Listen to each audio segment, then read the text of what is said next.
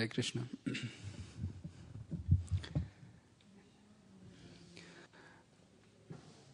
I welcome each and every one of you. I am eternally grateful that you have taken your time to come here so that we can discuss Nectar of Devotion. So today we'll be continuing our discussion on the second, third, and fourth chapters. We'll try to cover as much ground as we can without worrying too much about whether we have completed or not. In case we need, we'll have some extra discussions towards ends to catch up. But it's important that we understand the subject matter. So forgive me in case I'm not rushing through, because one of the feedback I got from the previous sessions was that you need not rush through. And I'll try to obey the devotees who actually gave me that feedback. So today we'll just quickly sing the bhajan, and then we'll start the class. So it's on page 104.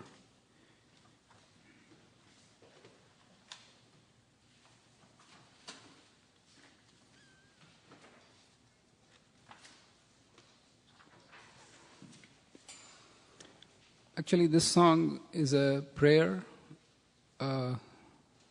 begging for the blessings of the author of Bhakti Rasamrita Sindhu or Nectar of Devotion, Srila Rupa Goswami. As we know, Srila Rupa Goswami composed this magnum opus called Bhakti Rasamrita Sindhu, which has 2,129 verses, the summary study of which is Nectar of Devotion. So in this prayer, let's read the translation quickly and then we'll do the prayer.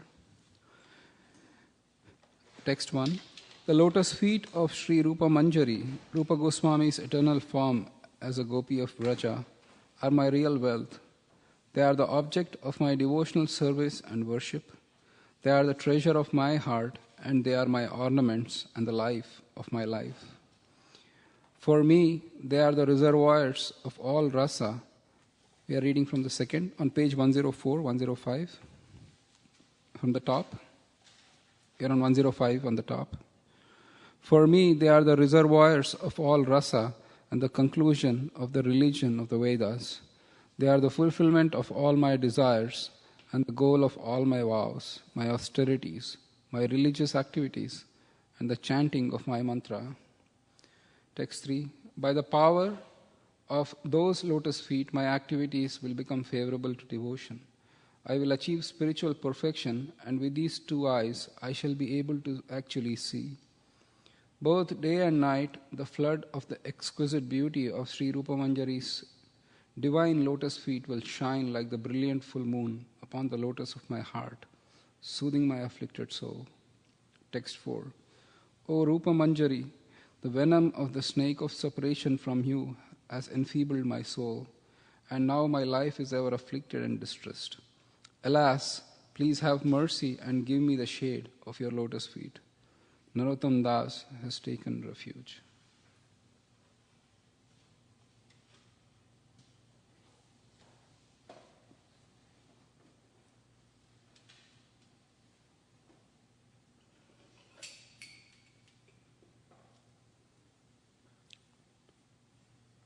So for those who are online, we are, I don't know if you have a songbook, but we are singing from page 104.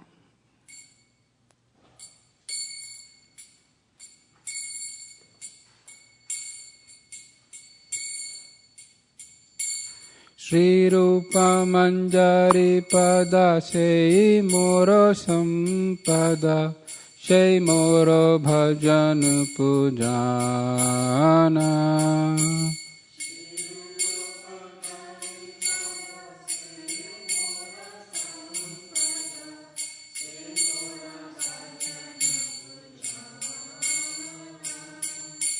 Sei moro prana dhana, sei moro abharana, Shei Mora Jiva Nirjivana.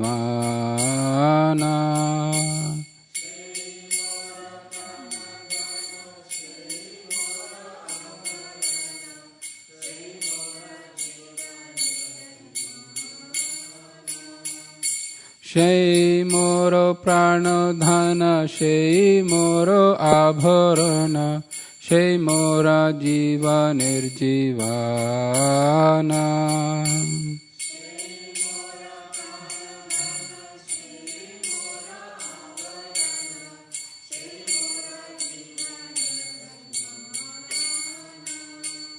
Shei Moro Rasho Nidhi, Shei Moro Vancha Siddhi, Shei Mora Vede Radharama.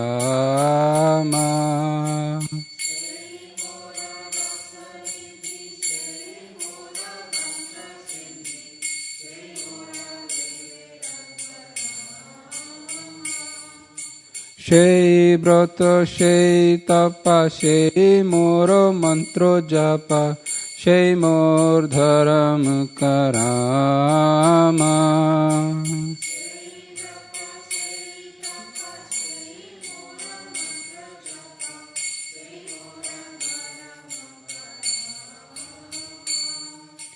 Anukula habe vidhi, Shei pade hoibe siddhi, Nirakibo edui nayane.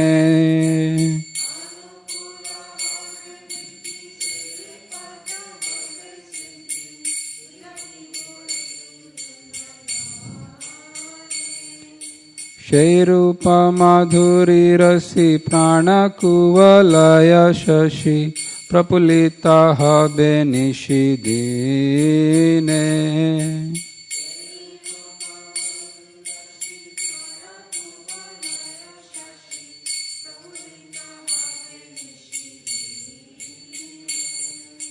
Tu aya darshanaya hi gara le jarolo dehi Chirodina tapita jivana.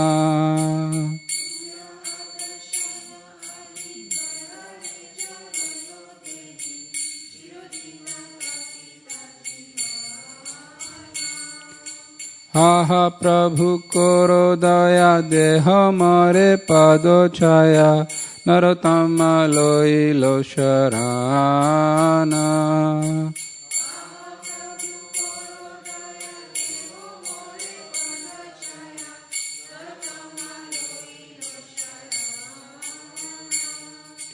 Ha ha Prabhu koro doya deha more pado chaya Narotama loilo sharana.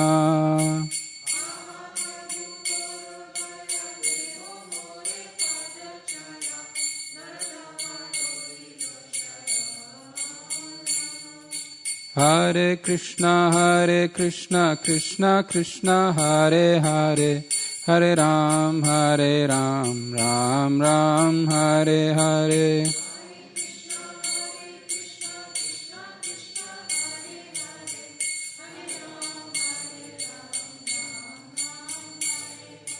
Hare Krishna, Krishna Krishna, Hare Hare, Hare Ram, Ram Ram, Hare Hare.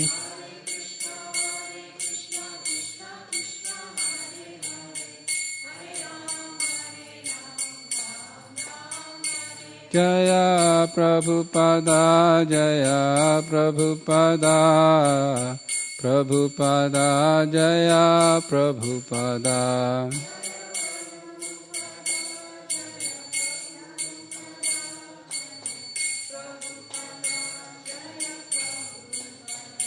Jaya Gurudeva, Jaya Gurudeva, Gurudeva, Jaya Gurudeva.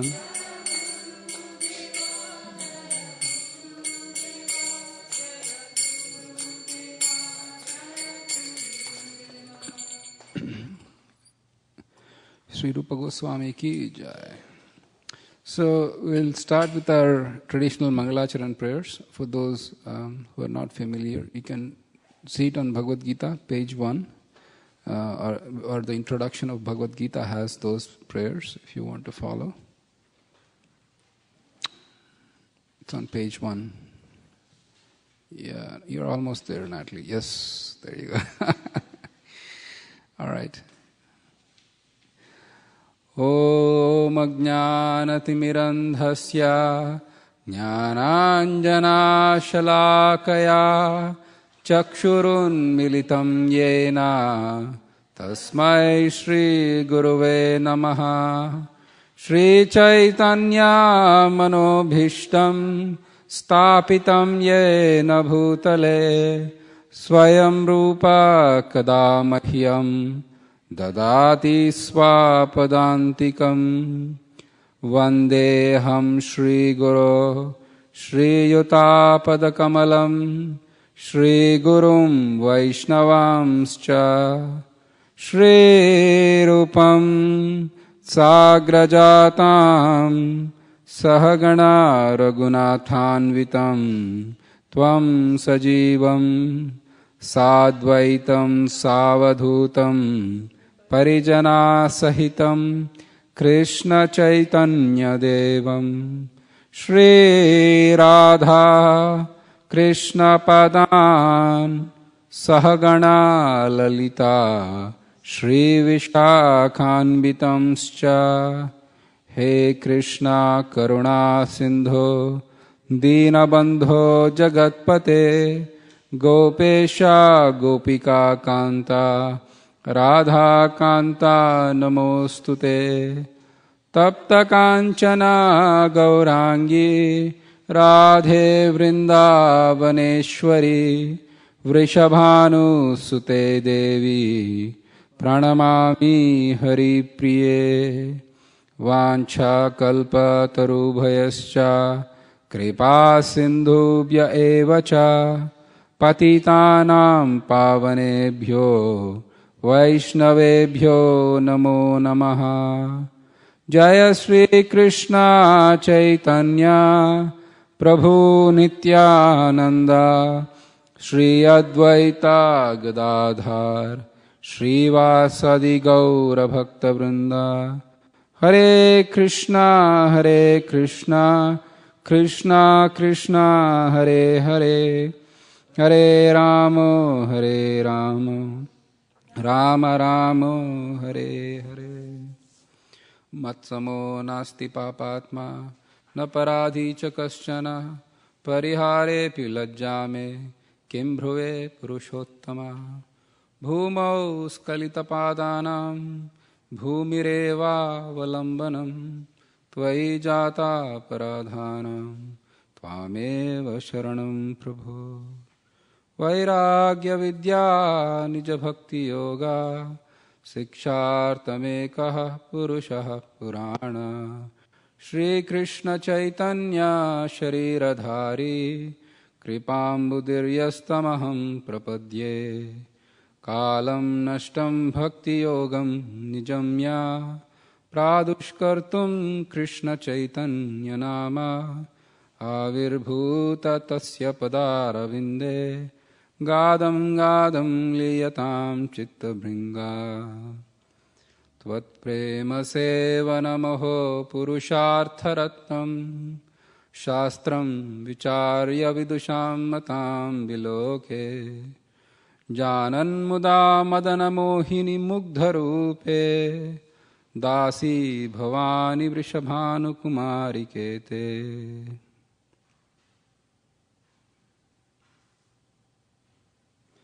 Hare Krishna.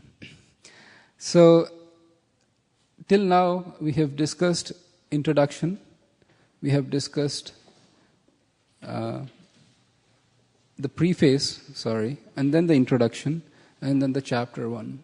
In the preface, Srila Prabhupada gave a brief historical significance of the author, the times of the author, and how Srila Rupa Goswami gave up everything for satisfying the order of Sri Chaitanya Mahaprabhu by going to Vrindavan and writing books.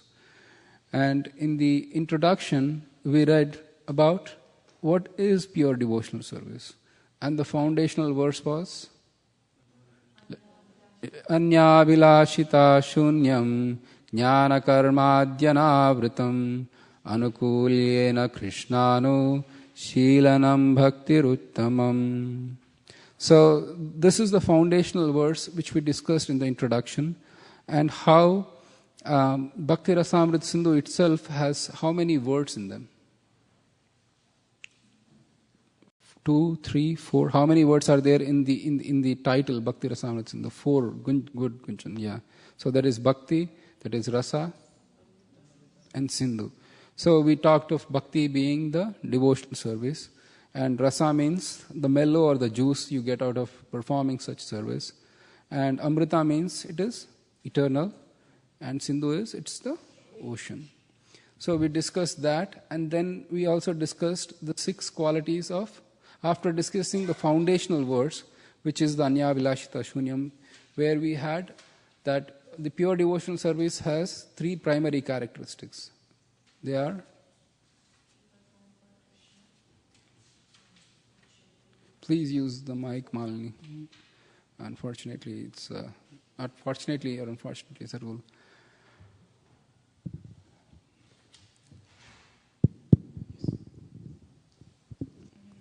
That's fine.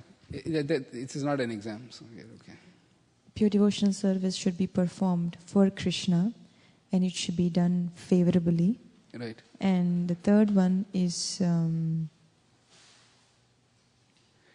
bhakti, which is an activity. It's an activity. It's not inactivity. It's anushilanam, following in the footsteps of the previous acharyas. Nice. Anushilanam, Krishna, and anukulyena. Anukulyena, Krishna, anushilanam is the 3 primary characteristics of pure devotional service. And the 3 secondary characteristics are, it's free from coverings of jnana and karma, and then also it is jnana karma adi anavritam. So it is free from jnana, it is free from karma, and also free anyabhilashita shunyam, free from all material desires. And how we discussed that certain so-called material desires are still in the realm of pure devotional service. And that's why Srila Rupa Goswami used the word anyabhilashi ta. Ta means to add. Then after that we discussed the 6 characteristics of pure devotional service. Anybody care to remember those? 6 characteristics of pure devotion. The first one is free from material distress. Free from material distress. Thank you. Then it's Shubhada. It's all auspicious. Right. And then it is that those who are following that, it's very rare. It's Sudurlabha. And then those who are on the pure devotional platform, even liberation for them seems to be not that significant. And then in the next 5th characteristic is that there is a special type of condensed bliss when we perform pure devotional service, Sandrananda Visheshatma. And the last characteristic is that it is the only means to attract Krishna, Sri Krishna Akarshani. So the Sanskrit terms are that it is Kleshagni, which means Klesha means the distresses, Agni means that which destroys, Kleshagni. And then Shubhada. Shubhada is, it gives all auspiciousness. And then Sudurlabha. Sudurlabha means very rare to attain. And Moksha Lagutakrit means, Krit means that does something, Krita. Moksha Lagutakrita, Lagu means it's insignificant or small. And Moksha means liberation. So Moksha Lagutakrit means to make make liberation pretty insignificant or small. Rajesh, you had a question.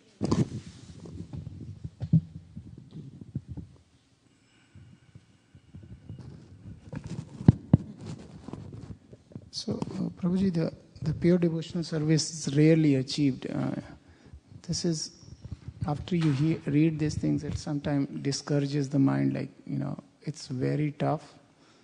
And the current intelligence level is already such a low level.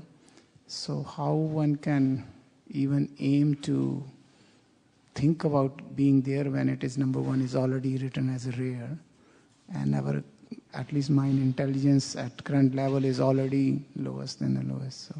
Nice question. For those who are online and who couldn't listen to the question, Rajesh Sharma Prabhu was asking that wouldn't these statements like pure devotional service is very rare, doesn't it discourage one from actually performing pure devotional service? Because given that we are in such a situation, that's a very good question. So in this, from today when we read, actually it's a good way to start off today's topic. But before I forget, I just want to add the good news that because of Rajesh, we have been able to get the copies of Waves of Devotion. And those who have ordered, they may take their copies from Rajesh today. He got all the copies, so make sure that you take them. So the answer to your question is, when in today's topic, when we read, let's open the Nectar of Devotion and let's go to the chapter 2,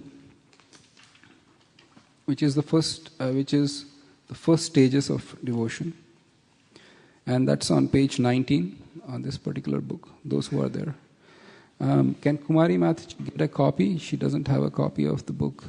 If there is an extra copy, please.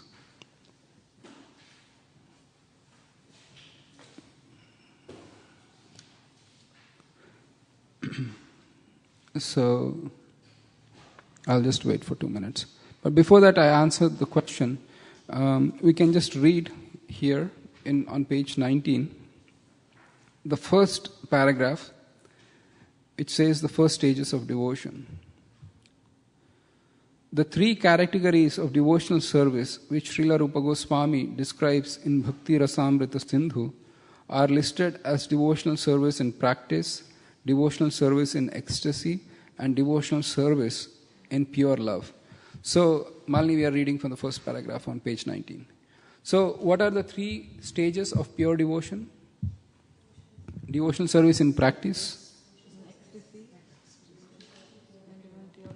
pure love of Godhead. So, if you translate it to Sanskrit, it is, so the first is sadhana bhakti, and the second is bhava bhakti, and the third is prema bhakti.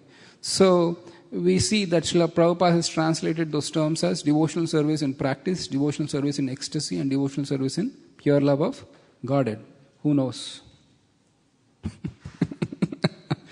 Anyways, continuing further, there are many subheadings in each of these categories.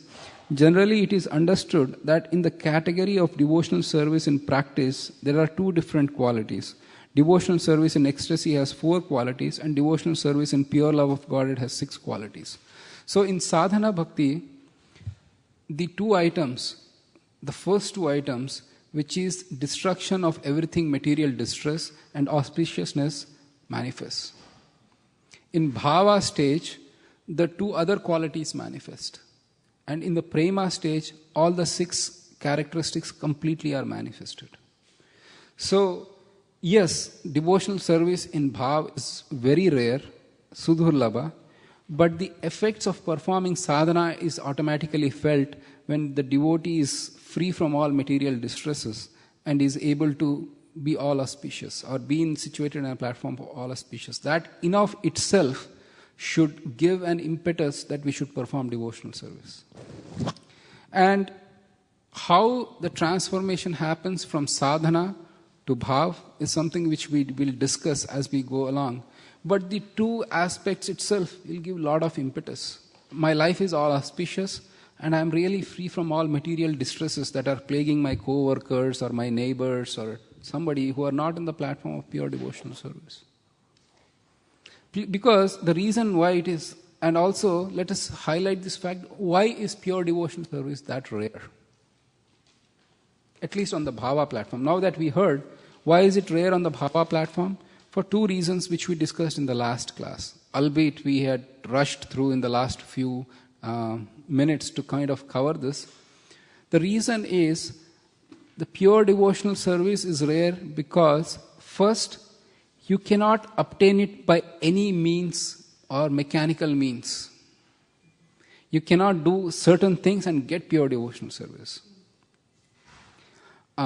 Just like I can jog every day for X number of miles before I can complete a marathon. Suppose a person wants to run a marathon, then they have to incrementally increase, and then at certain stage they will be able to complete marathon. In fact, there are so many camps in Bay Area which train person to become a marathon runner.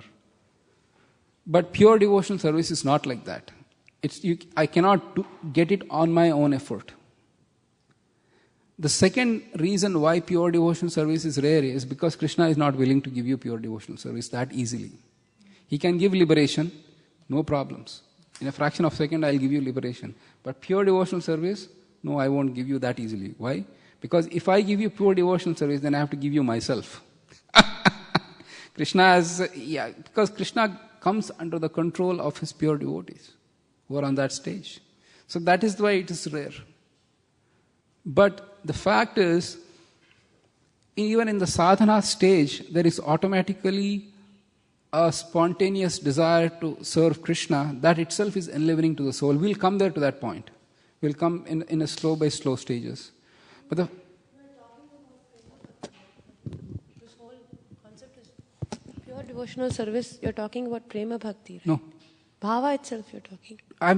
Even in sadhana itself is pure devotional service. No, these 2 points of why it's that rare. It's in bhava, yes. Bhava itself, not prema. No, actually, I'm sorry. Before you came in, we discussed this. Sorry, I'm sorry. Yeah, I'll clarify that. So we have read that there are 6 characteristics of pure devotional service. The first 2 are manifest in sadhana stage. The next 4 are in bhava. So when we talking of sudurlabha and moksha lagutakrit, we are still in the bhava stage. And then an intense or condensed attraction for Krishna, that joy, inexplicable and very condensed joy of serving Krishna, and the means to attract Krishna happens in prema. So once you get to bhava, you will automatically move to prema?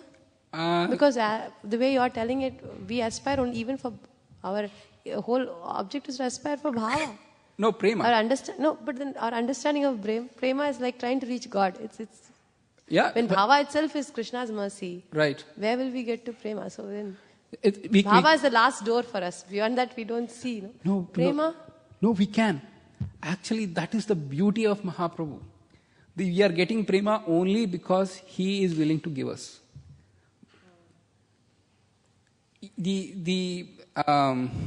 What is that? What is that verse?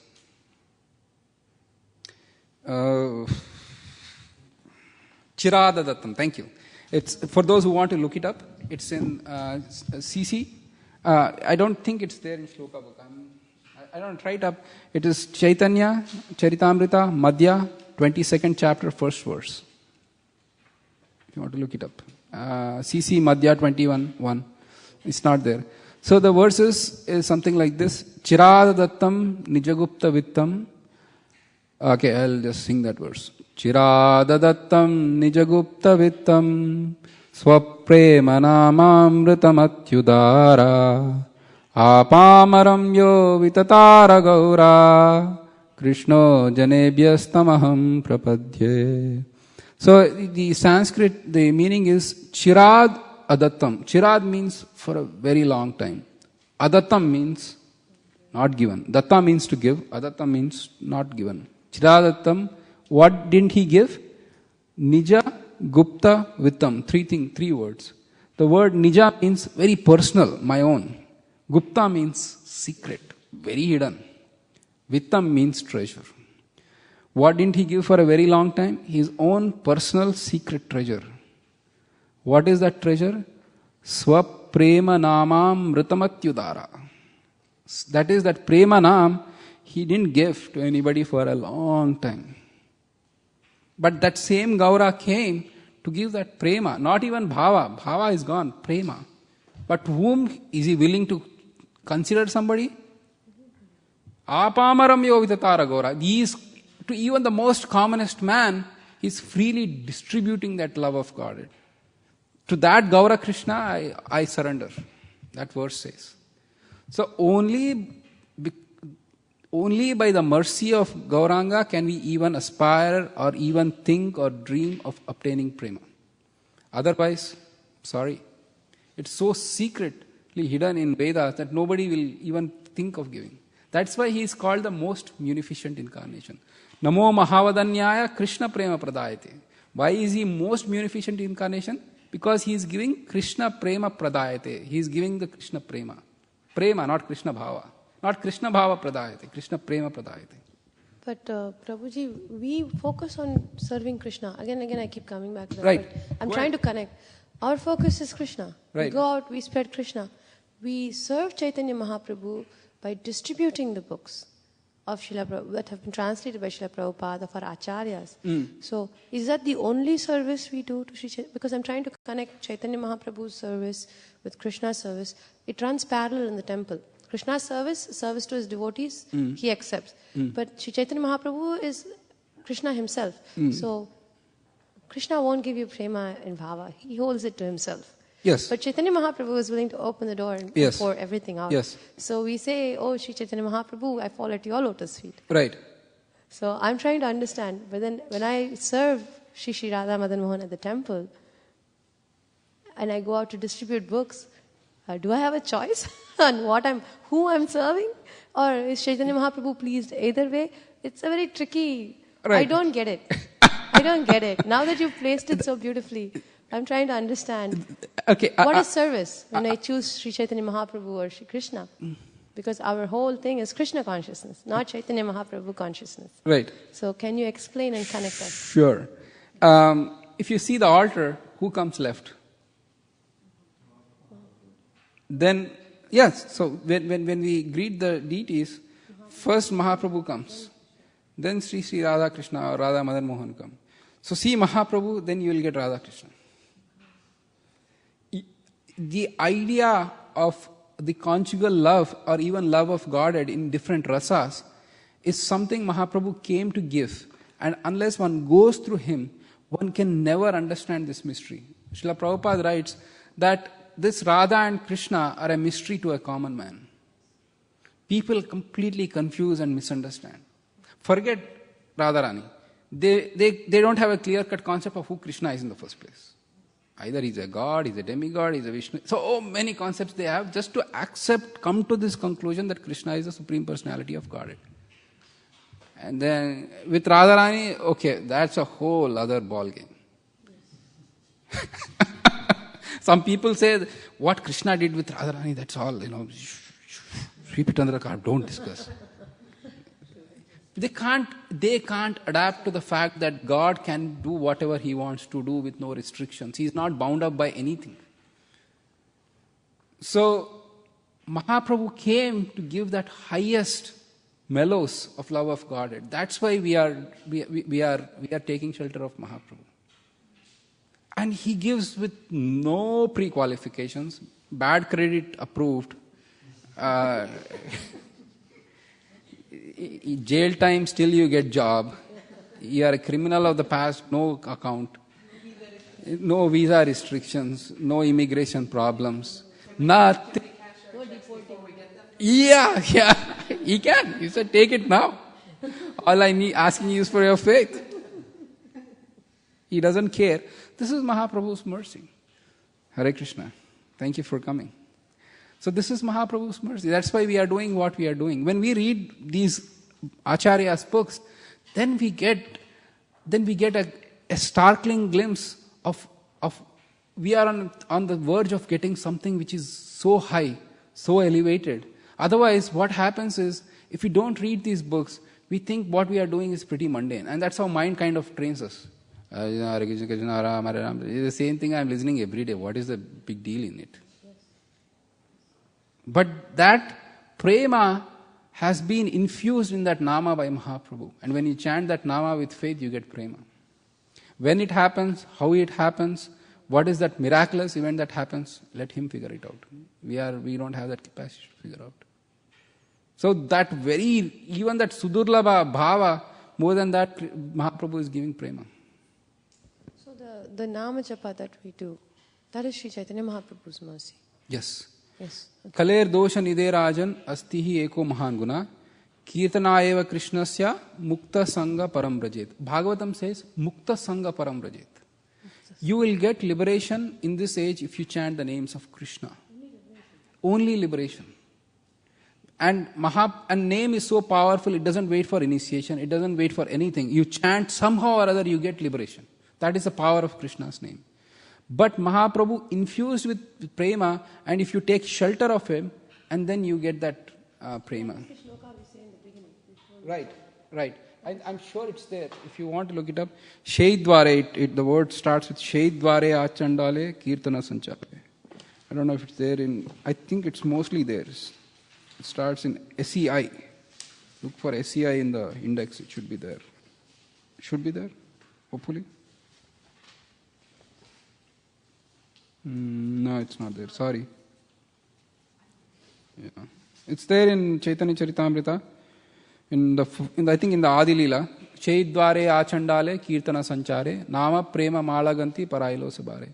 It is said Mahaprabhu, through this method of Sankirtan, he invited everybody, Achandale, even so, we'll read further in today's class that there are 4 varnas and 4 ashrams. What are the 4 varnas? Varnas are the occupational duties.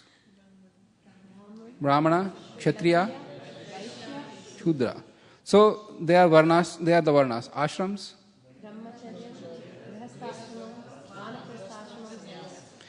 Srila Prabhupada writes in today's thing that these 4 varnas and 4 ashrams come from the body of Vishnu. The Brahmanas come from the head. Kshatriyas come from the arms. And Vaishyas come from the belly or the waist. And then the Shudras come from the legs. Same way, Sannyasis come from head. Vanaprasthas come from the arms. And then Grihasthas come from the waist or the belly. And then the Brahmacharis come from the legs. So Brahmacharis who are very proud of their position, so the order should be noted.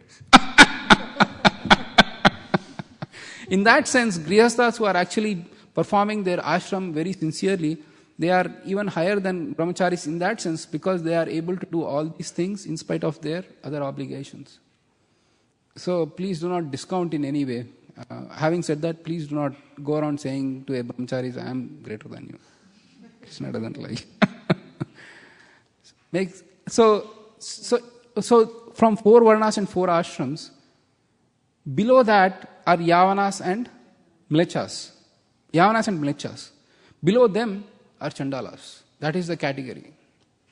And so Mahaprabhu said, Shaidware Achandale. Even the Chandalas can come and participate in the movement of Sankirtan.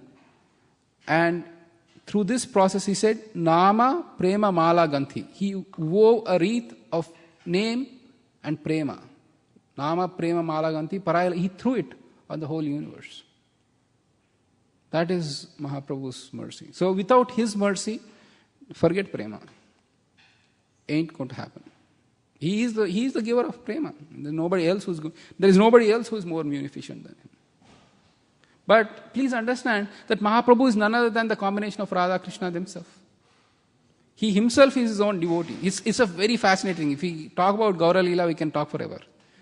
The fascination of how the Lord came to experience his own devotion is a topic which boggles the mind. That supreme absolute truth, he is everything needed. He is the knower of everything. But he didn't come to give prema, Prabhuji, no. He came to experience the bliss of being his own devotee. We received the outflow of that. Correct. In the form of that blessing. Correct. Because in that state of ecstasy, he was willing to give it to us. Correct. But the point to be noted here is he was not helpless about it either. If he had chosen to kind of not give to anybody, then he would have come experience his own prema. He left.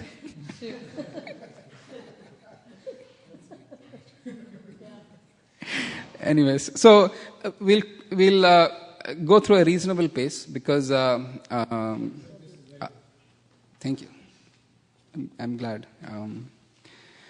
So the other second, so we'll quickly go through the paragraphs. I'll just highlight the paragraphs as we go along, and then we will stop.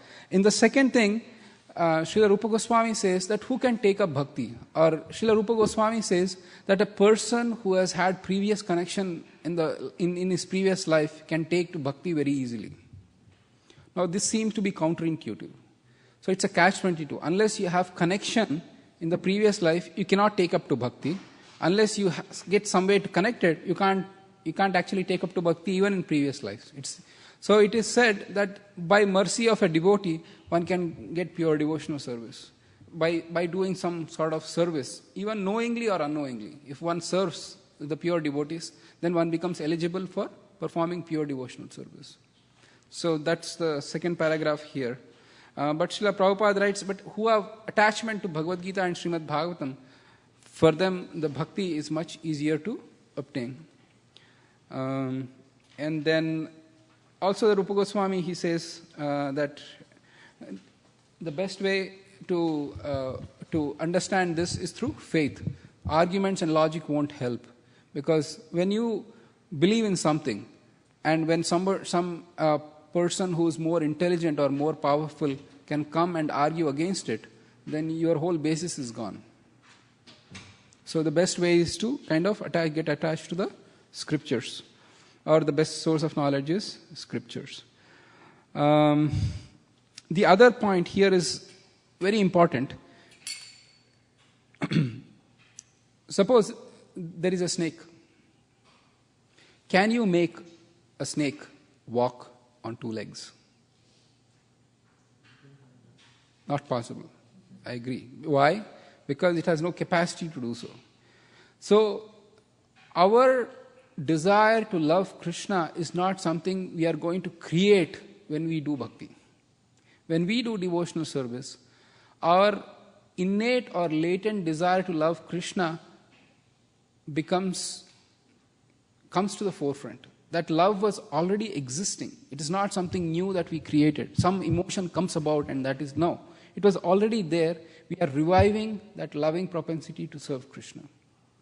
Just like a child who cannot walk, even though you try to walk, you cannot still walk. But a child who has capacity to walk, just by some practice, the child can walk. That's the example that is given. So our desire to love Krishna is naturally there. So that's another important point. It is through sadhana bhakti that propensity comes about.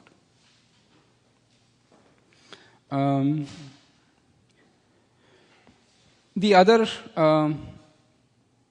what is the basis of sadhana bhakti? This is an important point. The basis of sadhana is that somehow or other our mind is absorbed in Krishna.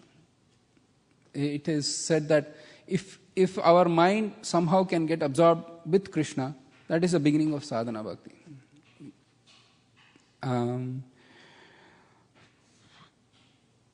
Anything else? Actually, I wish my request is that if you read ahead of time, it will be much more lively discussions, because I can ask questions and we can go ahead and answer.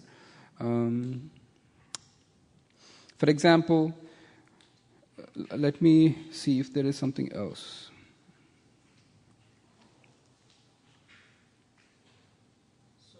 Yes, Prabhuji.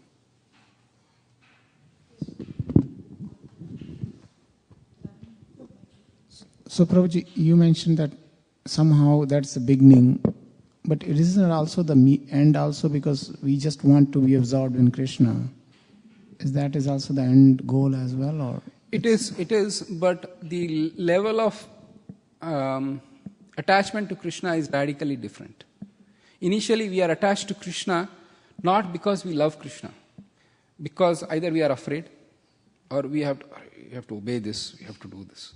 So there is no natural attachment for Krishna. But there is certain attachment to Krishna either as an obedience to scriptural injunctions, or I love my spiritual master, I don't want to cause him disappointment, something like that.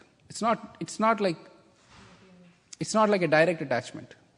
So maybe in the beginning we need to do that, then later on correct. Mercy can lift up to that level. It will become more spontaneous. Okay. Thank you. So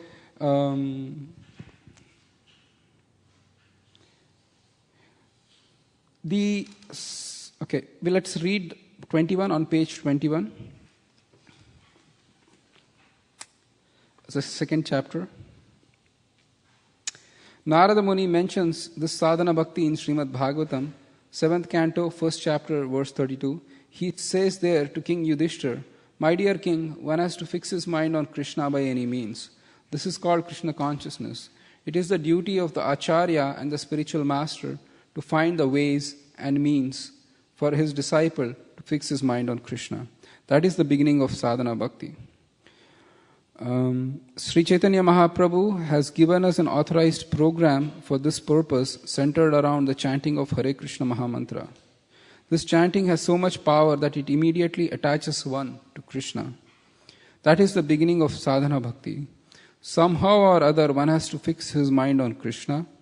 The great saint Ambarish Maharaj, although a responsible king, fixed his mind on Krishna, and similarly anyone who tries to fix his mind in this way will very rapidly make progress in successfully reviving his original Krishna consciousness. Continuing further, now this sadhana bhakti or practice of devotional service may also be divided into two parts. The first part is called service according to regulative principles. One has to follow these different regulative principles by the order of spiritual master or on the strength of authoritative scriptures, and there can be no question of refusal. That is called Vaidhi or regulated. One has to do it without argument. Another part of sadhana bhakti is called Raganuga. Raganuga refers to the point at which, by following the regulative principles, one becomes a little more attached to Krishna and executes devotional service out of natural love. For example, a person engaged in devotional service may be ordered to rise early in the morning and after Arati and offer Arati, which is a form of deity worship. In the beginning, by the order of his spiritual master, one rises early in the morning and offers Arati, but then he develops real attachment. When he gets this attachment, he automatically tries to decorate the deity, prepare different kinds of dresses, and thinks of different plans to execute his devotional service nicely. Although it is within the category of practice, this offering of loving service is spontaneous. So the practice of devotional service, sadhana bhakti, can be divided into two parts, namely regulative and spontaneous. So this is the important division here. So sadhana is divided into two parts, which is called Vaidhi and Raganuga, or regulative and spontaneous. So when initially it is just like I have to do it, then I want to do it. Actually, a simpler way to put it is I have to do it, I want to do it, I cannot live without it. So at advanced stages, you just can't live without it. But that is something which we'll discuss in chapter 16. So the next 16, because we are on the second chapter, 2nd through the 16 talks of sadhana bhakti, both Vaidhi and Raganuga. Because Vaidhi means there are so many rules and regulations, and those will be discussed at length by Rupa Goswami, and then the chief of those 5 will be, or the chief 5 of those regulations will be discussed. And then the offenses, so many things are there in sadhana. So we'll discuss those as we go along. Any questions thus far, or any? How do we identify the difference between Raga, Bhakti and Bhava? What are the symptoms when we see somebody and we can recognize Raganuga, but how do we recognize Bhava? In the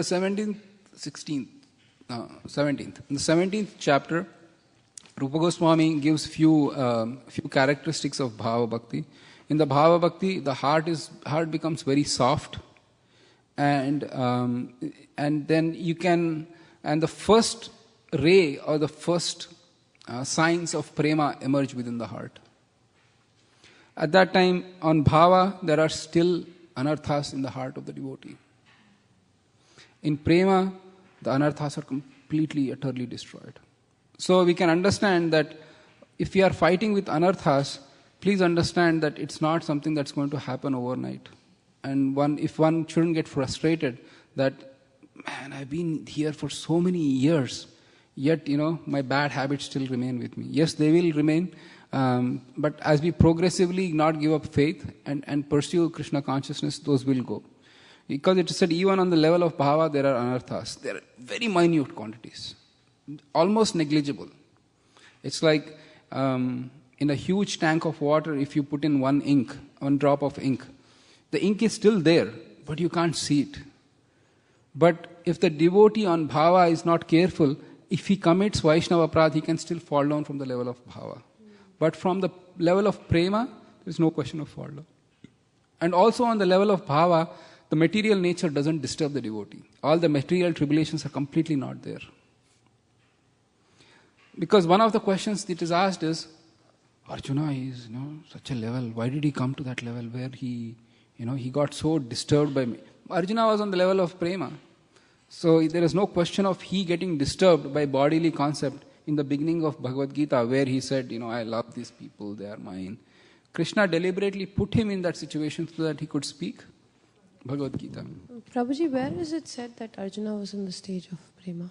Is there a scripture to quote? Or yes. Because when we tell people, right, a lot of times they say that the acharyas filled up the blanks. And this is not, I would like to know where we took this out. Acharyas filled up the blanks, yes, that is true, but by the inspiration of Krishna, they filled up the blanks. They'll never speak anything that, because here, Rupa Goswami, when we go to the chapter 4 in today's discussion, if we are fortunate enough to get to chapter 4, or unfortunate, in this session, then we'll see chapter 4. Actually, chapter 4 is something I'll recommend you read on your own. Because chapter 4 is nothing but scriptural backups to quote whatever is said in 3rd chapter. Chapter 4, I marked. There are about 15 or 16 quotations or quotes from Srimad Bhagavatam mainly, which say how liberation is insignificant to a devotee. So the point here is the acharyas, they fill in the blanks, but they always use scriptural injunctions to back up what they're trying to say. Rupa Goswami, he was okay, let's take a moment. So we hear the story about how Rupa Goswami met Mahaprabhu in the village of, anybody remembers? Ramkeli. And then Mahaprabhu had taken sannyas, and then on the pretext of going to Vrindavan, he was traveling eastward. Now, and he had to travel actually northwest to reach India geographical locations. If you are not familiar, don't worry, just go by what I say. Later you can check it out. So Mahaprabhu was in the eastern portion of India, and Vrindavan is on the northwest portion. So he had taken sannyas here, and he had to travel to Vrindavan. But instead he started traveling eastward. And he had a route to take something like this. That was his plan. At least the devotees thought that's what he's going to do. And then he took sannyas. Thousands and millions of people followed him wherever he went. In fact, when he was traveling, millions and millions of people would follow him. And wherever he put his feet, people would try to kind of grab dust from that place. In fact, in the plea of grabbing dust, there were large holes wherever he put his feet because people were trying to grab his dust.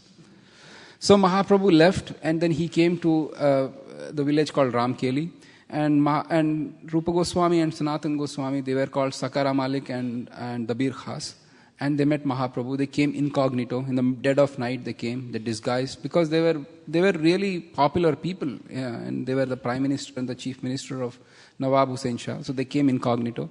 They took mercy of Mahaprabhu, and Mahaprabhu, they really when they came and they approached Mahaprabhu, their heart was just outpouring humility, utter humility, and Mahaprabhu accepted them as their disciples. And then later they both gave up their government service and they went to Vrindavan. Now, even though they were in Vrindavan, every year or every other year they would come to Jagannath Puri to be with Mahaprabhu for the Jagannath Rath Yatra. They would stay with him for 8 months. They would come sometime in April, May, and they would stay all the way till 8 months. They would see the Rath Yatra performance of Mahaprabhu. And one of these, after one of the Rath Yatra, Mahaprabhu was singing a song. In that Rath Yatra, he was singing a song which was mirroring the emotions of Radharani crying out for Krishna.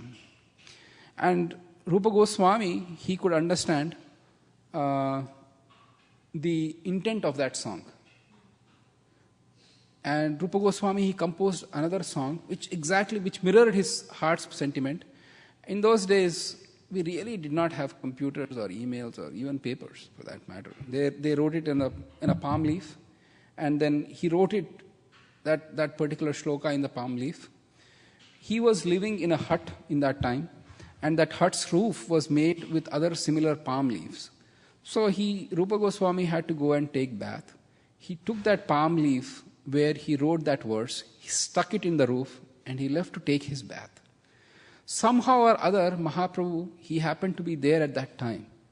And then he took out that palm leaf and he read it. He read, his heart was overjoyed with what he read, this beautiful verse. And then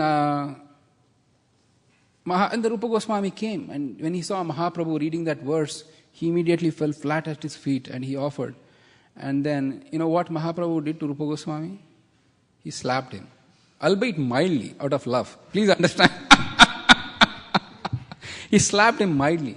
His heart was so overjoyed. He said, how did you understand these deep emotions? He asked Swarup Damodar, who was right there, this man is able to understand what is going on in the deepest core of my heart. So he asked Swarup Damodar, how is this possible?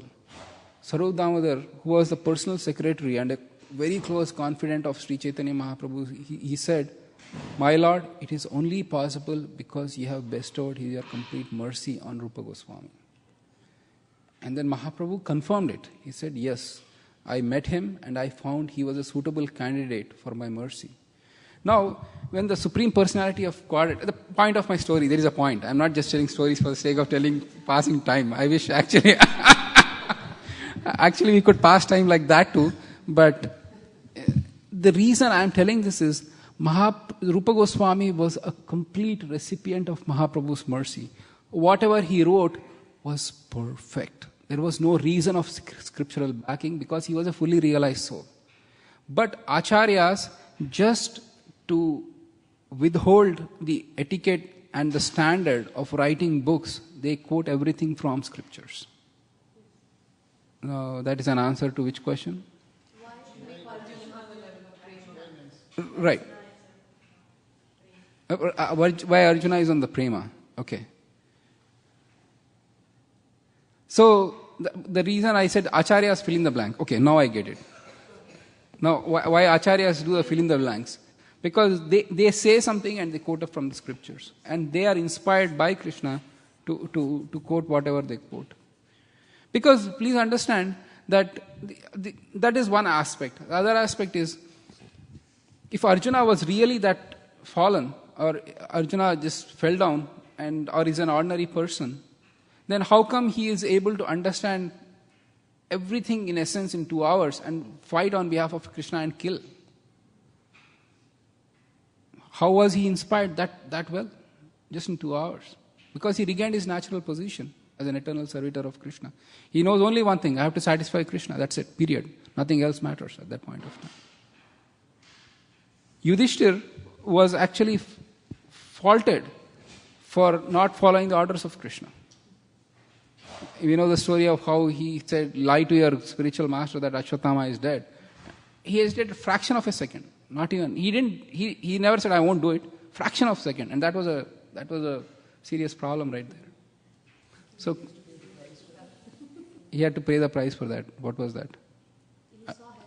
He saw hell. There you go. Just a fraction of a second. So, Krishna's orders are complete. And Arjuna said, yes, whatever you say, I'll do it. That's it. Karishye vachanam tava. Go, I'll kill. And he killed people left, right and center. No questions asked. So, true. But then but then as Vaishish Prabhu said, Arjuna didn't sit in the chariot and smoke ganja. He was every day fighting, seriously.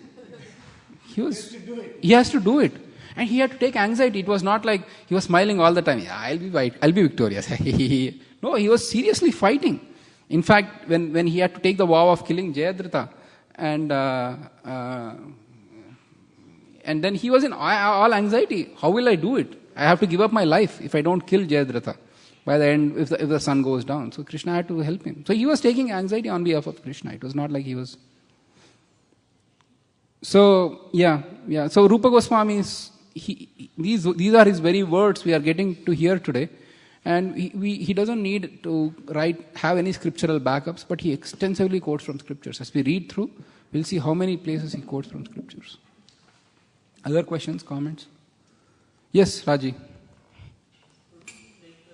Please use the mic.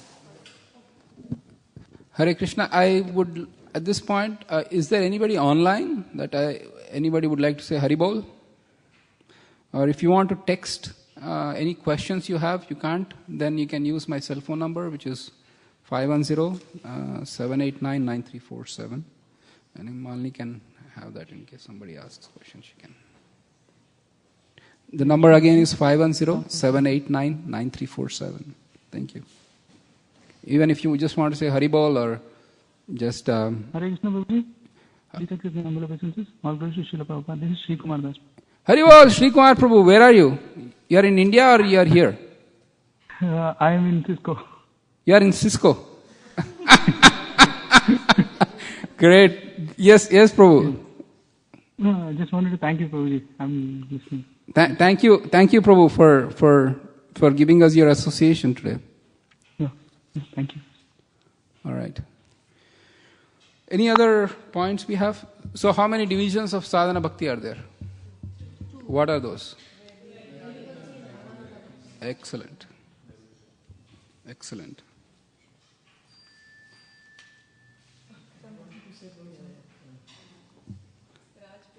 Yes, Raji, you had a question, sorry. Yeah, Prabhuji. So I think this Kali Yuga, where the Chaitanya Mahaprabhu gave the mercy to go to Krishna consciousness, right? In the other Yuga, most of the times what happened, Narada Muni gave to the either Prahlad Maharaj or Dhruv Maharaj to pure devotional service. So is it is same kind of connections is there, or how is it? It is there. It is the same connection. Love of God is there, but the rasa is different. Okay. So, Prahlad is more of Shantaras, and then, different devotees have different rasas with Krishna. Okay. But only rasa is different, but otherwise the connection to the Krishna consciousness is the same, right? It's pretty much the same, yes. Because in this stage, people are so disinclined to spiritual life. They are so averse to even think about spiritual life. Mahaprabhu gave special benediction or special sale prices going on here. Yeah, highest thing for very less price. Other questions? Does that a little bit answer it? Yeah. Other questions, comments? All right. So let's see what else. So the basis. Okay, it's let's see. 23. Let's see. Read on page 23. Those who are online, we are reading from the second chapter on page 23. And those who are going through Veda base, it's you can look up the word in the Padma Purana also. We are in the third paragraph on page 23. In the Padma Purana also, the same process is advised. There it is said, one should always remember Lord Vishnu. This is called dhyana or meditation, always remembering Krishna. It is said that one has to meditate with his mind fixed upon Vishnu. Padma Purana recommends that one always fixes his mind on the form of Vishnu by meditation and not forget him at any moment. And this state of consciousness is called samadhi or trance. And that is, it's there in the shloka book for those who want to look up. Padma Purana. Padma Purana. Padma Purana. Okay. I am also looking up Smarthavya Satatam Vishnur. That's on page 375. Second.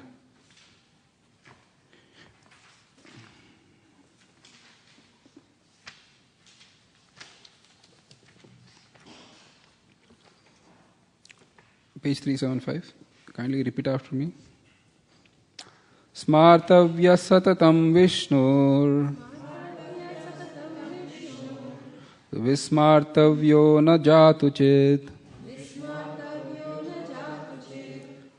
sarva vidhi nishedasyur etayoreva kinkara. 375. Translation: Krishna is the origin of Lord Vishnu. He should always be remembered and never forgotten at any time. All the rules and prohibitions mentioned in the Shastras should be the servant of these two principles. So the sadhana bhakti is this is the foundational verse for sadhana bhakti, wherein all the rules and regulations, because here is the thing, there are so many rules and regulations. Rupa Goswami just upfront clarifies that all the rules and regulations are meant for this particular purpose only. Because we have so many duties and rules and regulations and so many other things that's going on, but somehow or other we should come back to this particular point. And we should mold our life in such a way, whether be it like the professional obligation, family obligation, even temple services. We come back to the point that somehow or other that they are bringing us back to Krishna. And it is the responsibility of each and every one of us to have that self-discipline within oneself. And it is said further also in the Nectar of Devotion, Srila Prabhupada says, don't take up too many rules that you can't possibly follow. I have to do this, I have to do that, I have to do this. Don't take it up. Take up whatever you can do and do it accordingly. Yes, Malini. Haribol, Vedavit Prabhu and Padmini Mataji, thank you so much for joining. So all these rules are meant for this particular purposes. Because last class we talked about Shraddha ceremony, about how extensively we talked. So many things are there, but is it helping one's Krishna consciousness? That's the goal. Am I able to remember Krishna through all these things? Is it helping me advance? Because in Nectar of Instruction, what did we read? We said that Atyahara Prayasascha Prajalpo Niyamagraha. What does Niyamagraha means? Excessive following of rules and not following the rules. The thing is, both of them can be detrimental. Sometimes when you ask people why you are doing, I have to do this. Why? Oh, I have to do this. This is what I've been told. I have to do this because I have to do it. But then what is the purpose? That is the whole idea. The Krishna consciousness movement has spread like wildlife because Krishna is in the center. And all the rules and regulations are subservient to that particular fact. That doesn't mean you can bend the rules either. I'll decide which rule to follow, which rule to disobey. We have certain restrictions or certain regulations to follow, but within our own personal capacity, our own situation. It can be physical, it can be medical, it can be family, it can be social. So many obligations and so many things come about. Based on our unique situation, we should try to follow to the best we can. Not that somebody else is doing something, I should do it, or people have different capacities.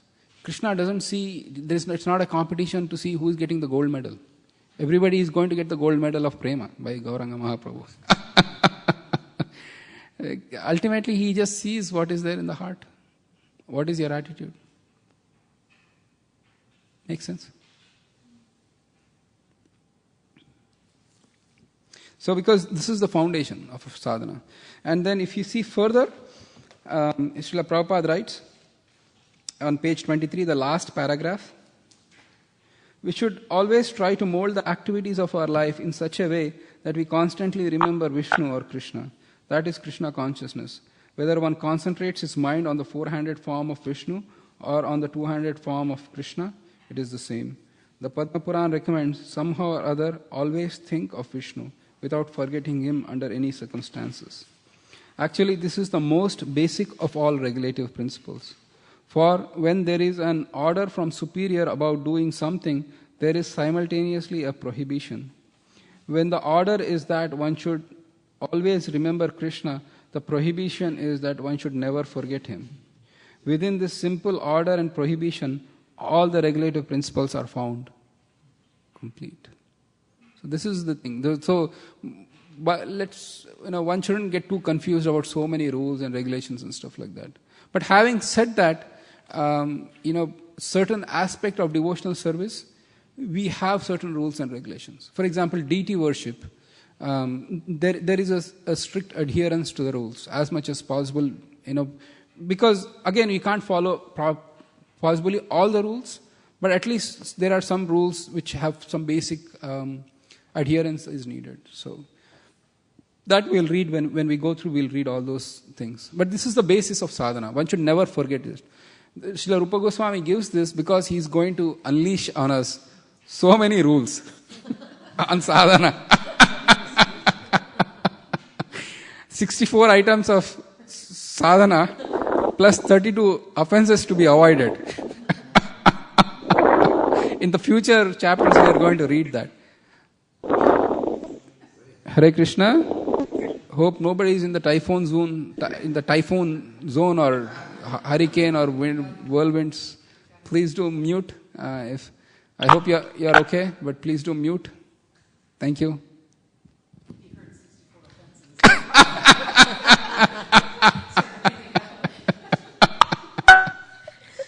Prabhuji, this the second paragraph on chapter in the page 25 explains how a brahmana who is born out of the head of the Lord, when we feed a brahmana, we're feeding the Lord himself, but only if the brahmana is involved in spreading transcendental knowledge. Right. It's a very beautiful one because I grew up with all these shraddha ceremonies and all these pujas, and these brahmanas will come, and we used to always think, what petus, they eat so much ghee. They always get the best plates, the best food, and they eat all this ghee. Because we were kids, we used to watch, and we can't eat the food. You have to wait till the brahmanas finish. We used to think, what, man, they're sitting and eating all the food. And we said, what's so special? Right. And nobody could explain that to us. Right. We would say, it's the brahmanas, we have to feed the brahmanas. Right. But, and in a way, it really was beautiful because it finally clicked. That, what is the purpose of feeding brahmanas? Nice. And then I also understood why they are brahmanas. Right. If they can, because most of the brahmanas who do the ceremonies and leave, they leave us as ignorant as when they first came. Correct. The only thing we have gained is a concept of punya and pocket the money from our pocket. Right. Basically, there is no other benefit. Correct. But if they explained what they did, then if there was a transference of knowledge about the Lord, then they would have served their purpose. Correct. Thank you so much. This is Srila Prabhupada's explanation. Right. So for those Lavanya Mataji's, let's go read it. This is his explanation. We are on page 25. Let's read the second paragraph. Actually, so why don't somebody else also read? Maybe you can read. Lavanya Mataji, you can read that second paragraph. It goes, for example, a brahmana who is born out of the head of the Lord has as his business to preach the transcendental Vedic sounds or Shabda Brahma. Because the brahmana is the head, he has to preach the transcendental sound, and he also has to eat on behalf of the Supreme Lord. According to Vedic injunctions, when a brahmana eats, it is to be understood that the personality of Godhead is eating through him. It is not, however, that the brahmana should simply eat on behalf of the Lord and not preach the message of the Bhagavad Gita to the world.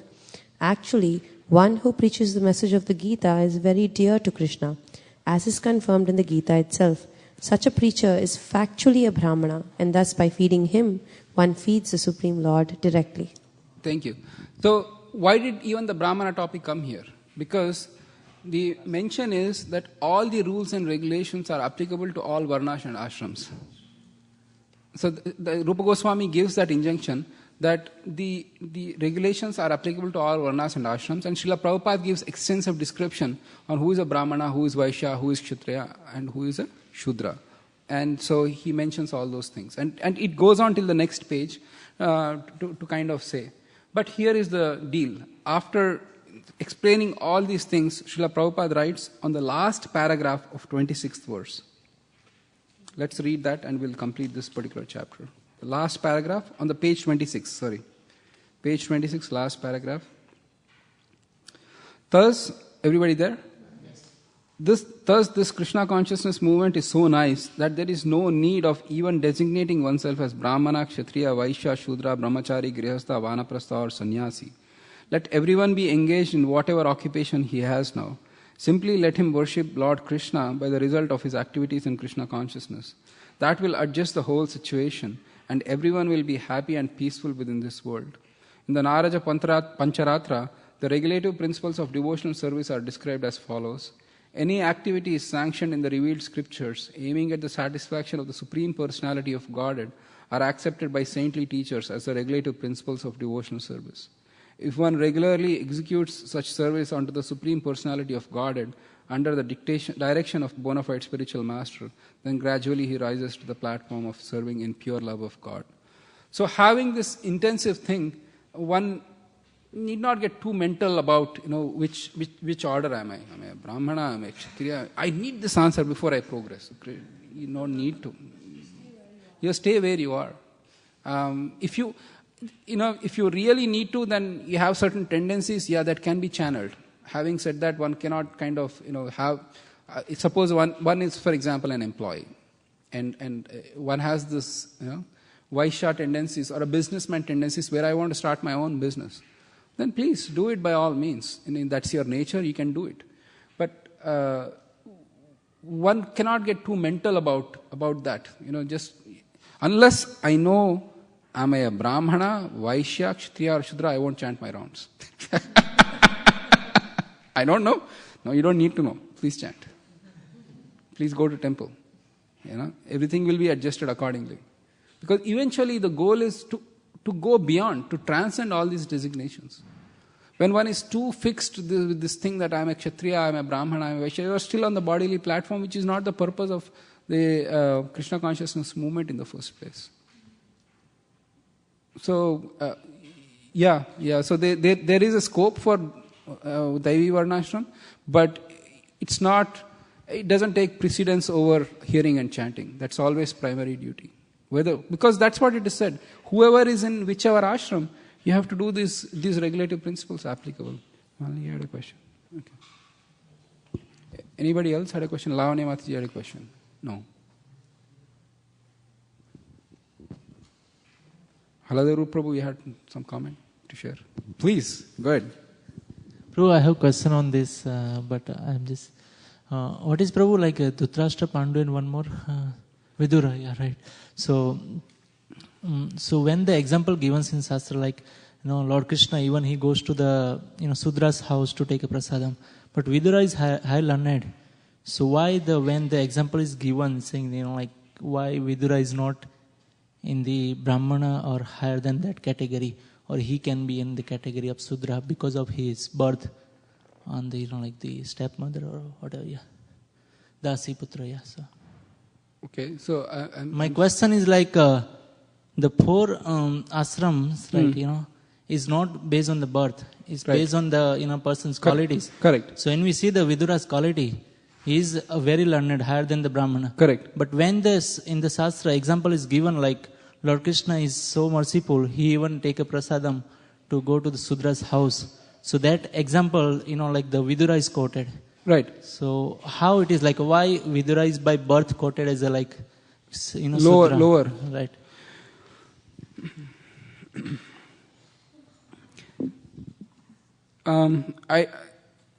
The answer I usually give is, in the body, each part or each function is as important as the next for the wholesome running of the body, to keep the body as a whole.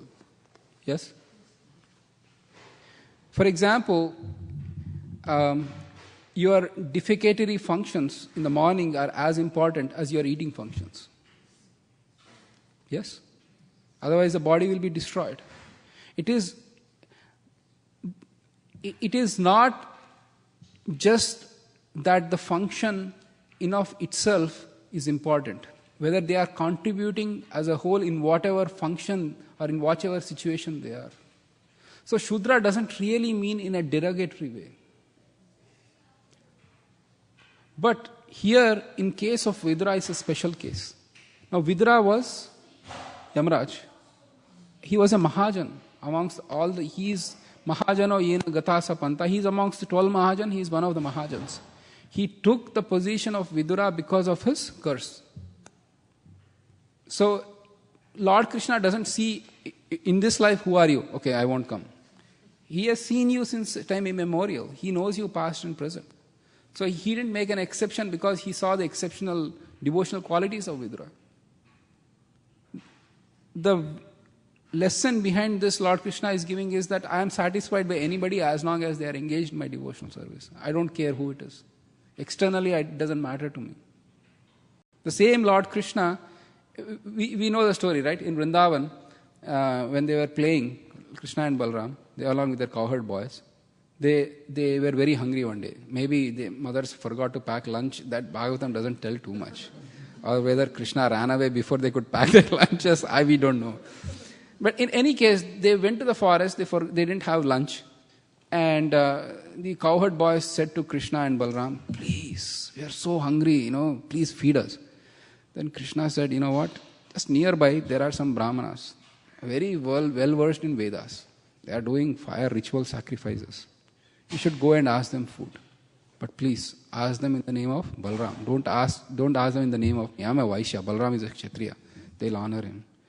And cowherd boys, they go there, very, very humbly they submit themselves. Oh, Brahmanas, the best of the people, we are here.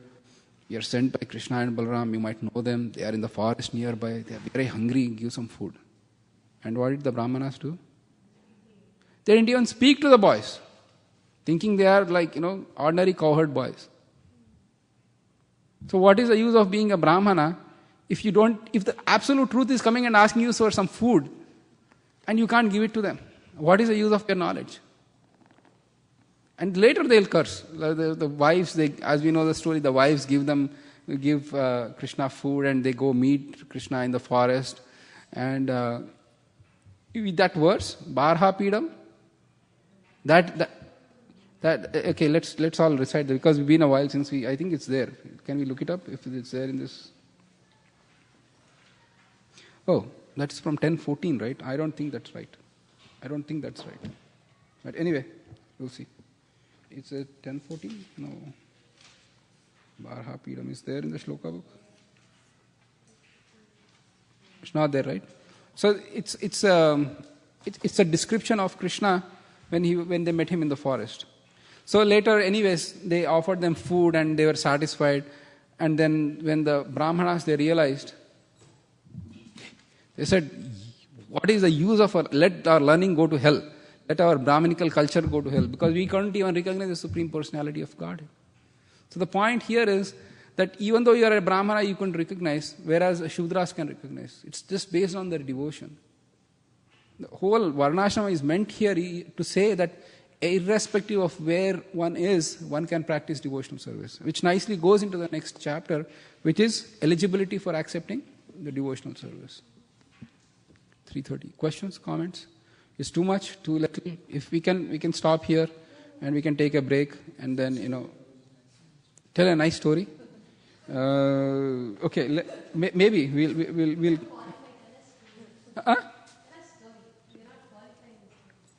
we are actually you are all more qualified than I'm here just to serve you. Oh, tell. It should be a little relevant, right? Otherwise, I'll be just wasting everybody's time. People will say, I came here to listen nectar of instruction, and this useless fellow is telling stories. The kids can also come in that. Yeah, I can do that.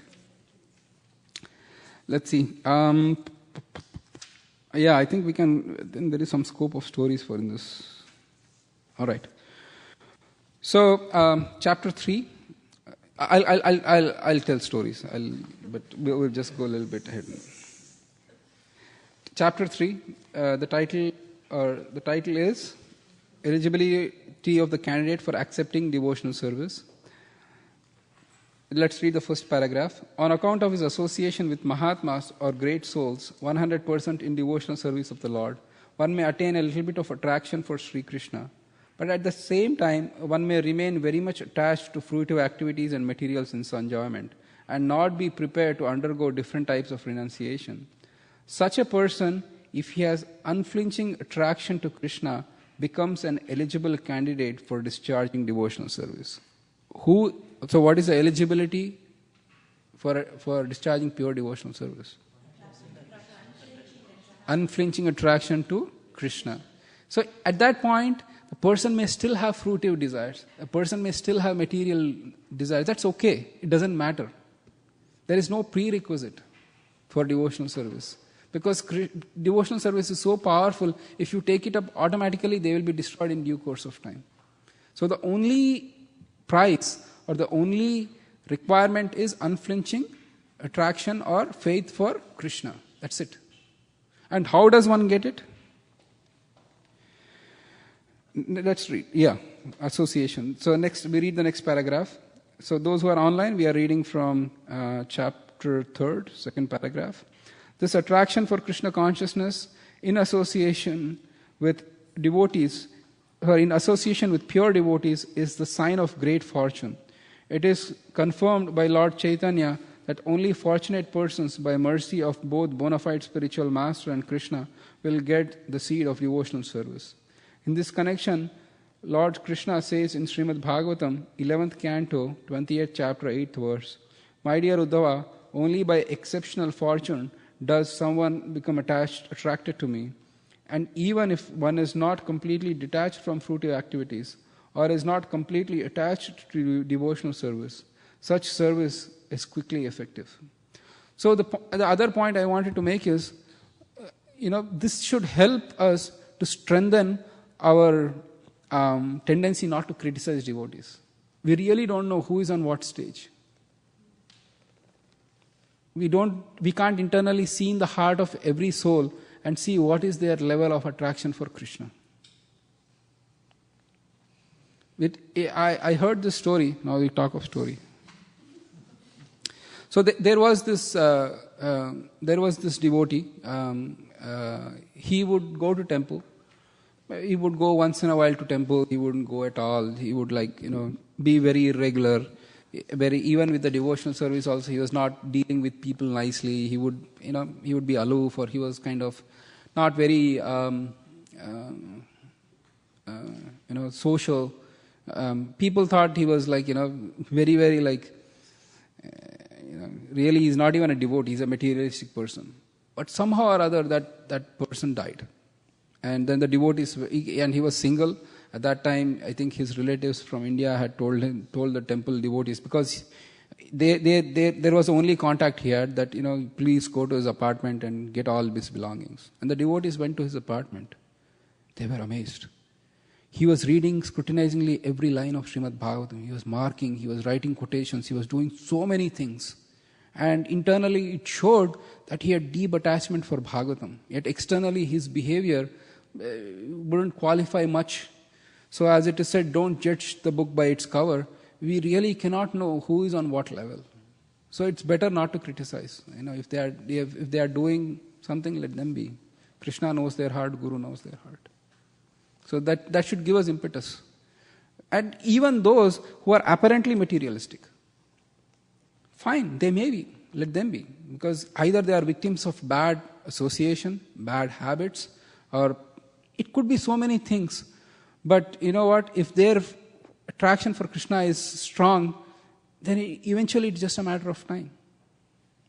So we, in this society, or at least in our temple, let's welcome everybody, irrespective of how they behave, or they may say that, I went to this movie, or they could, initially so many things are there in the heart. In Kali Yuga, it is so difficult. There are weapons of mass distraction all around.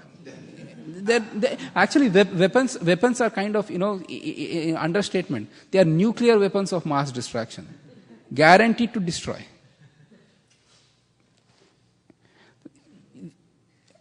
I don't know, previously, we would see the ads on TV, billboards. Maybe if you have that newspaper at home, you would see. Internet, maybe. Yeah. Internet, of course, will be definitely.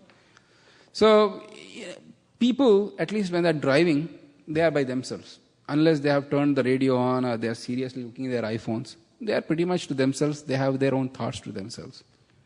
If you go to gas station these days to fill up gas, you will see a TV right on the top of that gas station where you are trying to fill up gas. Point is that is Kali Yuga. Everywhere you go, there are avenues. People are just waiting to get your attention even for a fraction of a second. Well, you had a thought?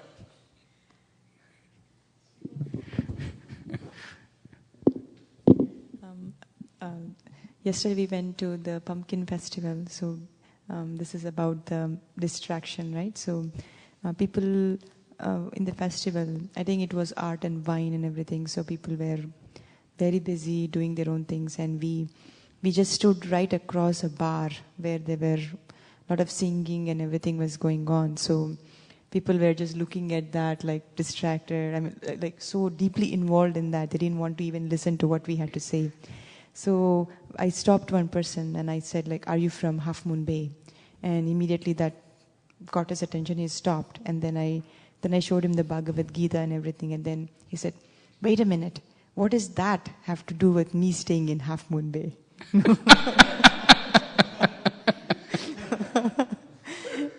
And then I said, "Honestly, there is none. This was just a means to catch your attention. You know, we had to say something which was relevant to you." So I was just thinking, like, that's so true that there's so many distractions, and then you have to pull them somehow to be attracted to Krishna. Nice. I mean, let's give an applause to all the book distributors.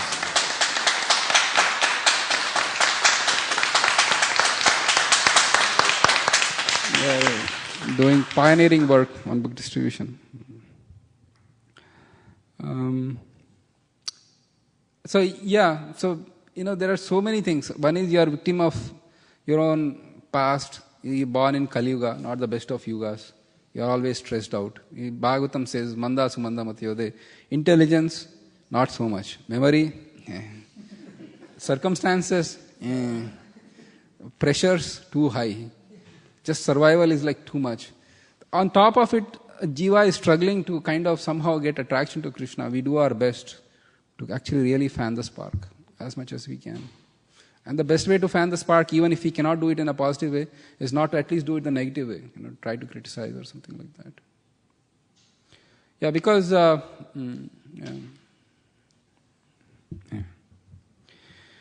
So after discussing this, who is eligible for, or what is the eligibility of a person to do devotional service, then Rupa Goswami next says there are three kinds of devotees. That is, who are Uttama, Madhyama and Kanishta, or advanced, intermediate and beginner. So those are the three stages. And Srila Prabhupada goes extensively in next paragraphs to discuss what types of devotees are there. So in a nutshell, it is a Uttama Adhikari or an advanced devotee is very well versed in scriptures. He or she is able to put forth arguments based on logic and reasoning and on the scriptures. And he is able to, or she is able to counter. Defeat is not exactly the word for it, but able to counter. But the intermediate person, the faith is super strong, but they are not as well versed in scriptures, and they cannot put forth arguments when there are strong counter arguments to devotional service. A beginner, the faith is very weak, or very weak, and mainly their approach to devotional service is based on what I want. There is some material needs. And Srila Rupa Goswami says there are 4 kinds of such beginner devotees. And those 4 kinds are described in Bhagavad Gita as Chaturvida bhajante mam jana sukritano jana. If that verse is there, we'll all read together. 7:14, 7:14, 7:15, 7:14, 7. No, 7:14. Sorry. No, not 7. 7:16. 7:16. Sorry. Thank you.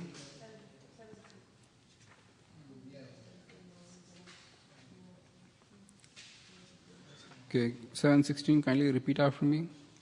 Chaturvida bhajante mam jana sukritino arjuna artho jignasurartharthi jnani cha bharatarshaba. O best among the Bharatas, 4 kinds of pious men begin to render devotional service unto me: the distressed, the desirer of wealth, the inquisitive, and he who is searching for the knowledge of absolute truth. Next verse. Tesham jnani nityayukta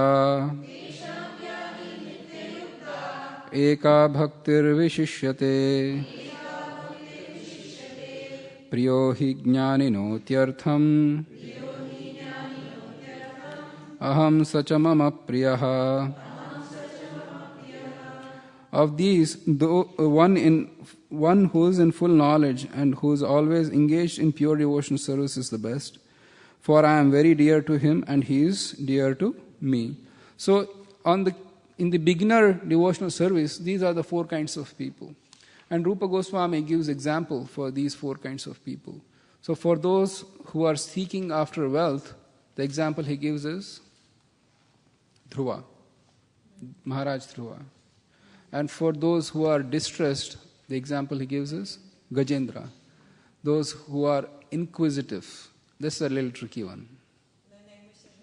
Wow, Shonakarishi, the sages of Naimisharanya, 100 points. And the Jnanis? 4 Kumaras. 4 Kumaras. 4 Kumaras. So, one might question, they are so exalted stage. How come they are like, labeled as beginners?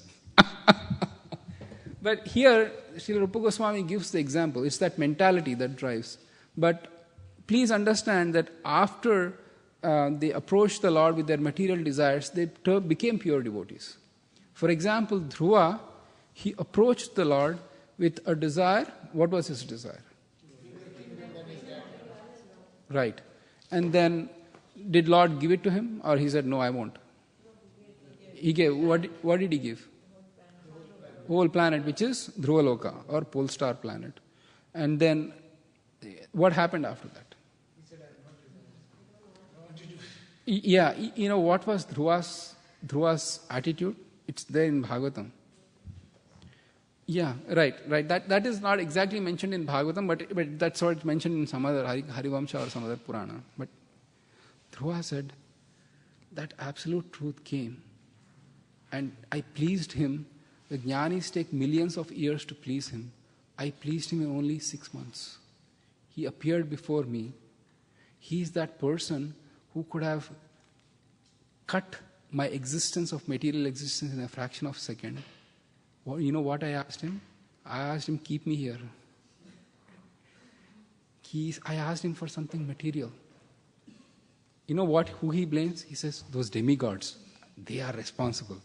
They were envious of my tapasya, and they just, they bewildered my intelligence to ask me material things. Oh, what have I done? What have I done that I have asked the Lord for something material which is going to be destroyed when he could have given me liberation in a fraction of a second? And then because of that attitude, he became a pure devotee. So the fact is that he became a pure devotee later. So initially he was in the neophyte stage because he approached Krishna with some material desire. But please don't lump him as Dhruva as, he's a beginner. No, he was not. When we read Nectar of Devotion, we get that idea. Oh, Dhruva, we hear so much about in Bhagavatam. He's just a neophyte. He's nobody.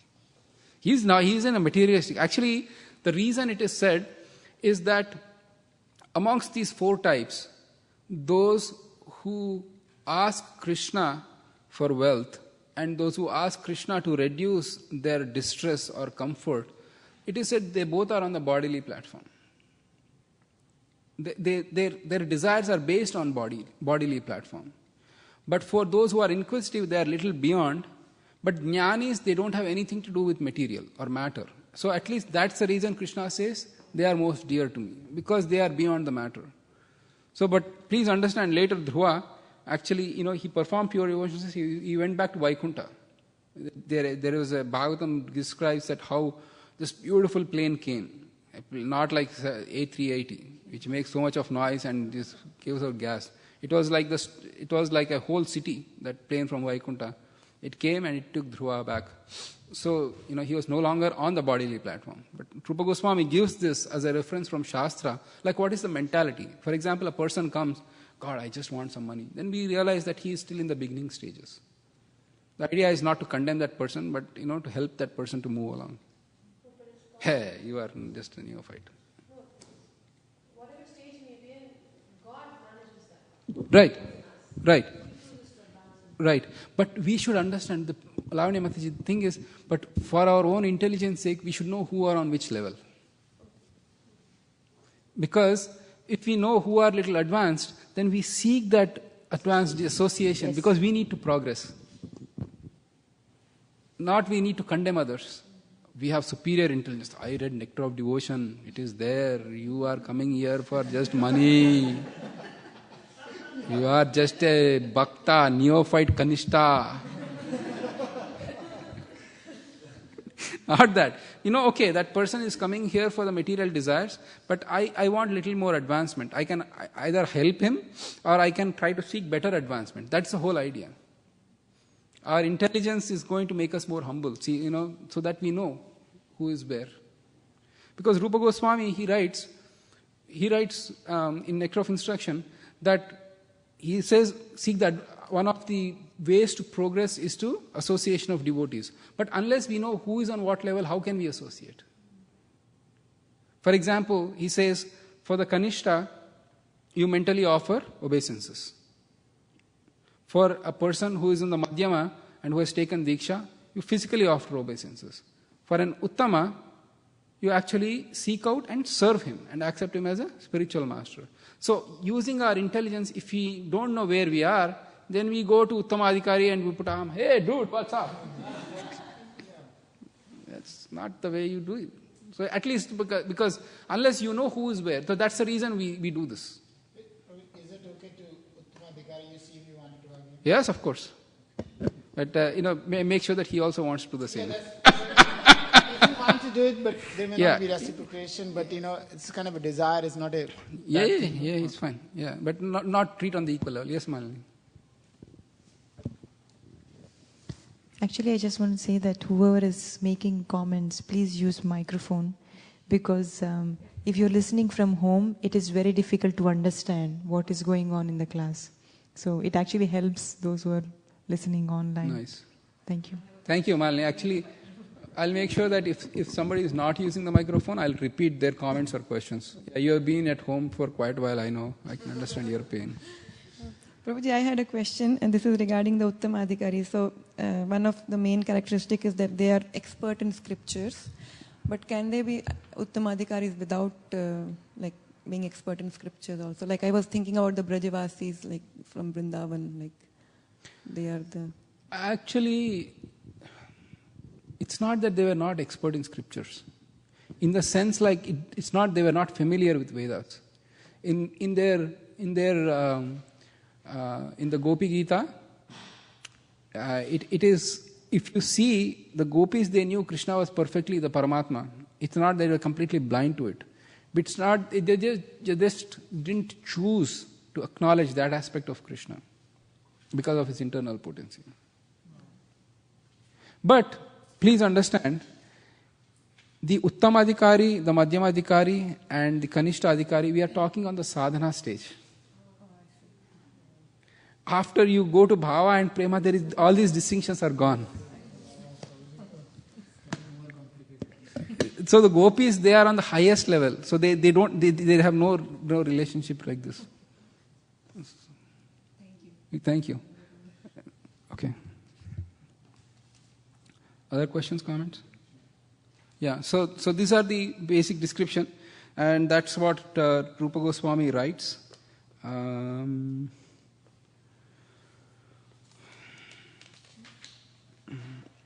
Whatever I discussed, it's mentioned here.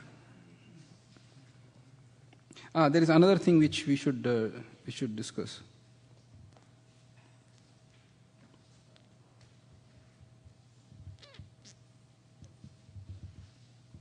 Anything else? Okay, so let's read from the Tesham Jnani, whatever verse we read, which is who is dear to Krishna. It's on 32, the first paragraph, page 32, first paragraph. 10 minutes or so. So before we go ahead, I'm sorry. So fourth chapter we won't be able to do today because time is not enough.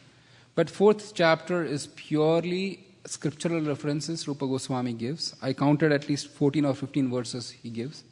So, as Aditi has read, which is good. So please read the 4th paragraph. Next class we'll start from the 5th. And if you have questions, obviously we'll discuss before we start. But, okay. So on page 32, coming back, the first paragraph from the top. Without being elevated to the position of a jnani or a wise man, one cannot stick to the principle of worshipping the Supreme Personality of Godhead.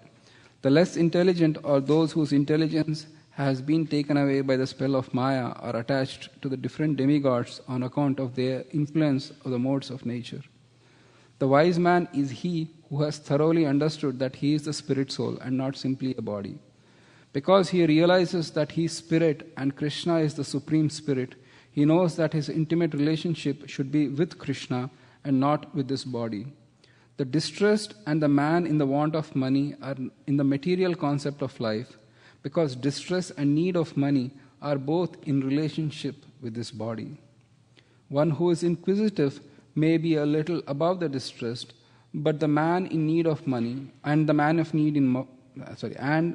need of money, but still he is on the material platform. But a wise man who seeks Krishna knows perfectly well that he is spirit soul or Brahman, and that Krishna is the supreme spirit soul or a Parabrahman. He knows that the spirit soul, being subordinate and finite, should always dovetail himself with the infinite and supreme soul Krishna. That is the relationship of the wise man with Krishna. It is concluded that a person who is freed from bodily concept of life is an eligible candidate for pure devotional service. It is also confirmed in the Bhagavad Gita that after Brahman realization, when one is freed from material anxieties, can see every living entity on an equal level, he is eligible to enter into devotional service. So this kind give rise to fact that, let's all pack up books and go home, never come back to the temple. Let's all go to the forest, become Brahman realized, I am not this body, then come back and do bhakti. Seems to be a reasonable argument, what I said. You're not eligible to do devotional service. What do you think? Actually, it is true that pure devotional service is beyond the modes of material nature, which is 14:26. Mam chayo avyabhicharena bhakti yogena sevate sagunan samatityaitan brahma bhuyaya kalpate. Krishna says that those who perform a pure devotional service, they have transcended the modes of material nature and they are on the level of Brahman, or they are on the spiritual level. It is true that the pure devotional service is beyond, but again in the sadhana stage, because in the sadhana stage we read that those who, even though they are on the material concept of life, they are still eligible to perform devotional service. But as we go ahead in devotional service, we realize quickly that the bodily concept gets destroyed, and we further advance. So it is not an impediment, it's not a disqualification. Because earlier Rupa Goswami says the only qualification for executing pure devotional service is unflinching faith or attraction to Krishna. That's all is needed. So, and when the talk of material desires are there, it means a person is particularly still on the material platform. So that doesn't disqualify a person from serving Krishna. But as we progress in devotional service, that identity, that material identity slowly dissolves. It just goes away. And what stands is a pure spirit soul trying to serve Krishna. But it will take time. Based on our own effort, based on Krishna's mercy, on the Guru's mercy, it will take time. For some it's pretty fast, for some it's still going to take time. But one should never get discouraged either ways. Or get puffed up in the former case either. Yeah. So when we are reading Nectar of Devotion, we are discussing this great science of how bhakti gives that joy to the soul. Any questions, comments? Yes, Gunjan. So Prabhu, there is this one line here which says that one who is inquisitive is still on the material platform. Can you please clarify? Basically, when the desire to know God it is not, you have transcended it. When you are on the material platform, okay, I want to check out who God is. Is serving Him better than what I am enjoying right now? It's a materialistic thinking.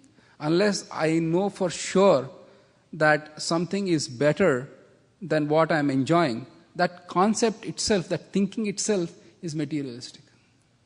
I want something for myself. Okay, let me figure out who God is. Maybe He is God. Okay, what's the benefit of serving? Will I get something better? So your mind thinks like that. It's just you are inquisitive about God, but you are not firmly established on the fact that serving Him is better. And when you tell the inquisitive person, there are 64 rules and 32 prohibitions, you want to, no thanks. That's not for me. Because you know what, this seems to be too much difficult. I'm happy like this. Your God seems to be, see, this is more of an inquisitive, just testing out the waters. So in continuation, how does that relate to Shaunak Rishi? Because the sages, okay, here is the thing, Vaisheshika Prabhu, when he walks in and he says later that when I come to these classes, it's like Naimisharanya, people asking questions. And so here is the scene that happened. At the end of Dwapara Yuga, just before the Kali began, the sages assembled at Naimisharanya and they decided for the welfare of all the people in the world will perform 1,000 years of sacrifices, fire sacrifices. Their fire sacrifices were mainly doing swaha, and they were lighting up fire sacrifices all over. One day, the Bhagavatam starts with the fact, one day after they completed their morning fire sacrifice, the leader of the sages was Shaunaka. He asked Suta Goswami about pastimes of Krishna. Initially, what it started was, okay, now that we are done with our duties, let's listen about pastimes to Krishna.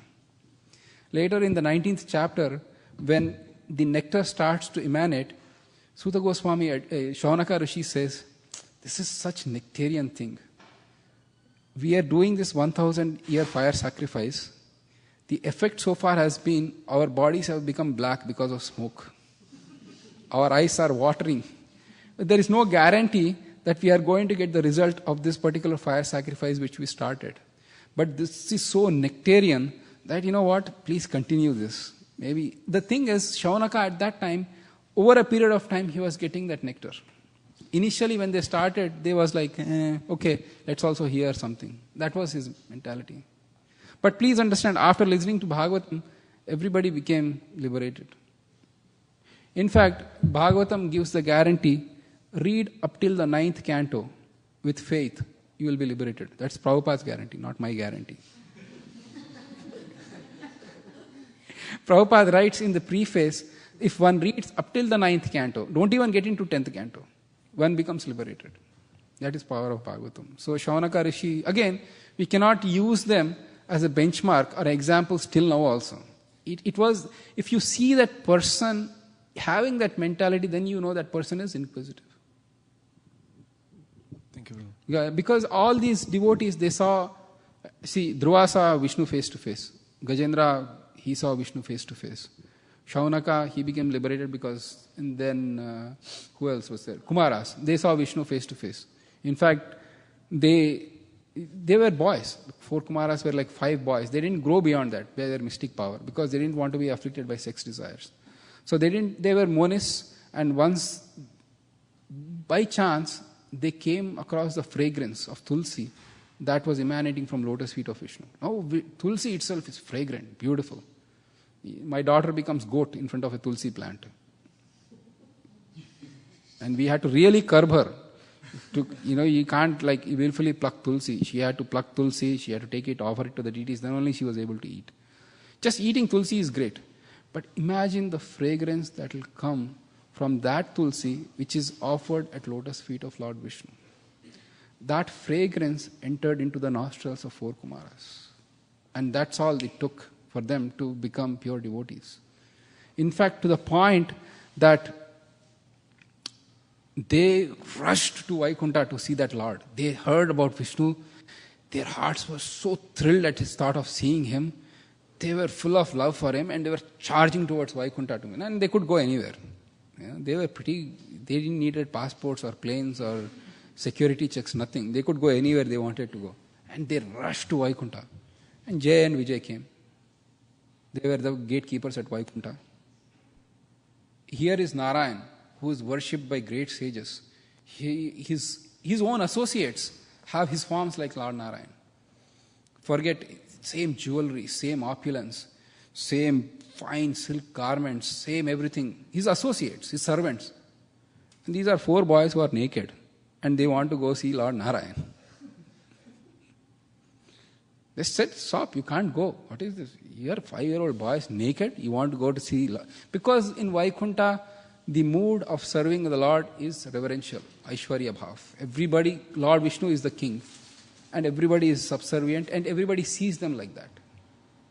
Just like, if you go to the house, forget Lord Vishnu. You go to meet the president of USA and you go there with shorts, flip-flops, and then a shirt which is torn. I want to go see Obama. They'll say, get the heck out of here. Because you are not dressed. So if a simple pithy US president who is like owning or running a small piece of country, what is the attitude of gatekeepers of Vaikuntha? Stop. And then these boys, they became angry. They were like thirsting to see the Lord and they became angry and they cursed. Of course, we know the story of how they fell down. But in any case, the relationship with Krishna is so intense and so magnetic that it just charms the heart. Okay, let's continue a little bit. We are at 4.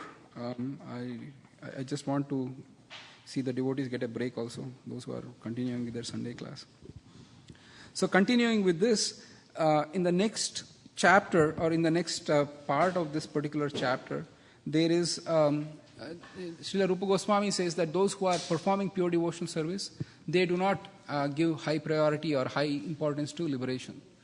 And then the rest of the chapter and the 4th chapter is just focused on this point of how liberation becomes insignificant to those who are pursuing pure devotional service. Yes, Lavanya Mati.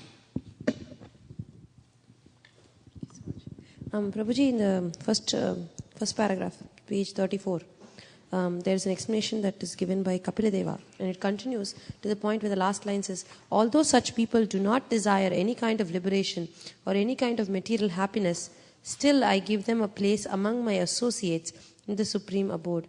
It sounds contradictory, the beginning and the ending of that sentence. Why does he say still?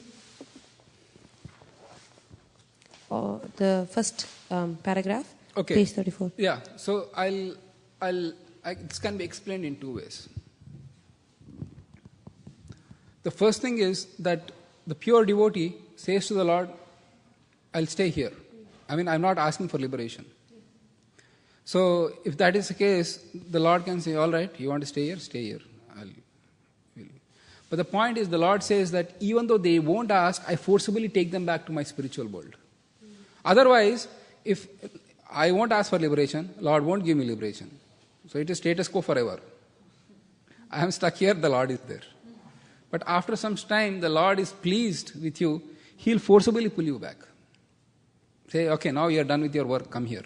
And then maybe if you are with Him in the spiritual world, He sometimes will send you back to the material world for some specific purpose. But otherwise, He'll pull you back. That's one understanding. The other understanding is, this can be in relationship with Krishna pulling back to spiritual world.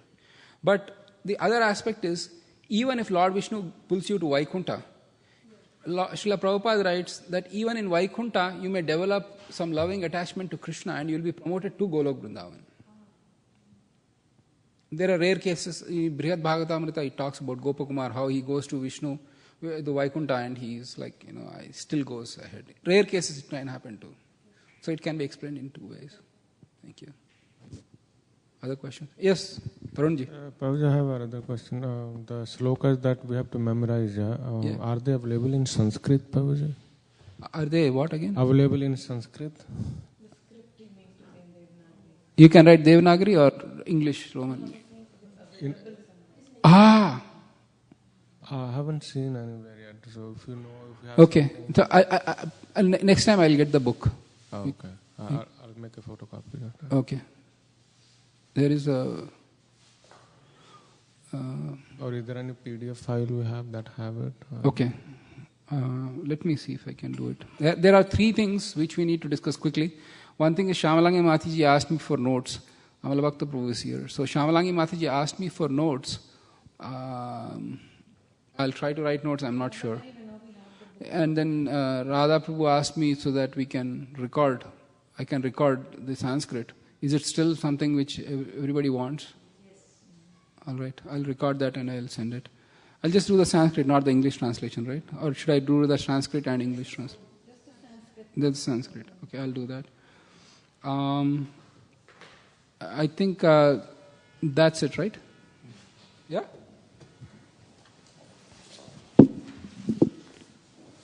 Any other final questions or comments? Next class will be 2 weeks from now. Shamalangi Mataji, please can you send an email 3 days before the class? Actually, I didn't tell you. It's my mistake. I should have told you. I didn't tell you. But 3 days before the class, if you can tell that there is a class. And so we'll read the next 5th, 6th and 7th. Something like that. Right? Yeah, at week only. This is a Bhakti Sashtri course where this whole semester we are going to read this book up till 19 chapters.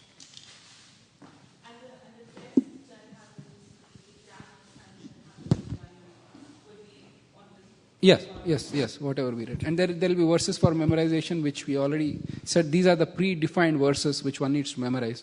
And that will come from there. Your good names? I didn't get. Aarti. Varun. Thank you for coming. Prabhuji, do we have a midterm in this time? Do we have a midterm? We discussed at length and we thought probably not. But having said that, I don't know. I am still open to the idea. We can figure out. The thing is, it will be too much of logistics. I have to set a paper. You have to come to an exam, and then we have to. Because we said this is just 115, 120 pages worth of reading. It's not as extensive as Bhagavad Gita. So that's what we kind of said. So instead, we'll have like homeworks. We'll have some homeworks or something like that? That's another thing. We can have homeworks or we can have some research projects or something like that. Thank you. Okay, thank you. I would like to welcome His Grace Amala Bhakta Prabhu, and then we can hear from him. We can, if the devotees want, they can come back in 10 minutes time or so. Take a break and come back. Thank you.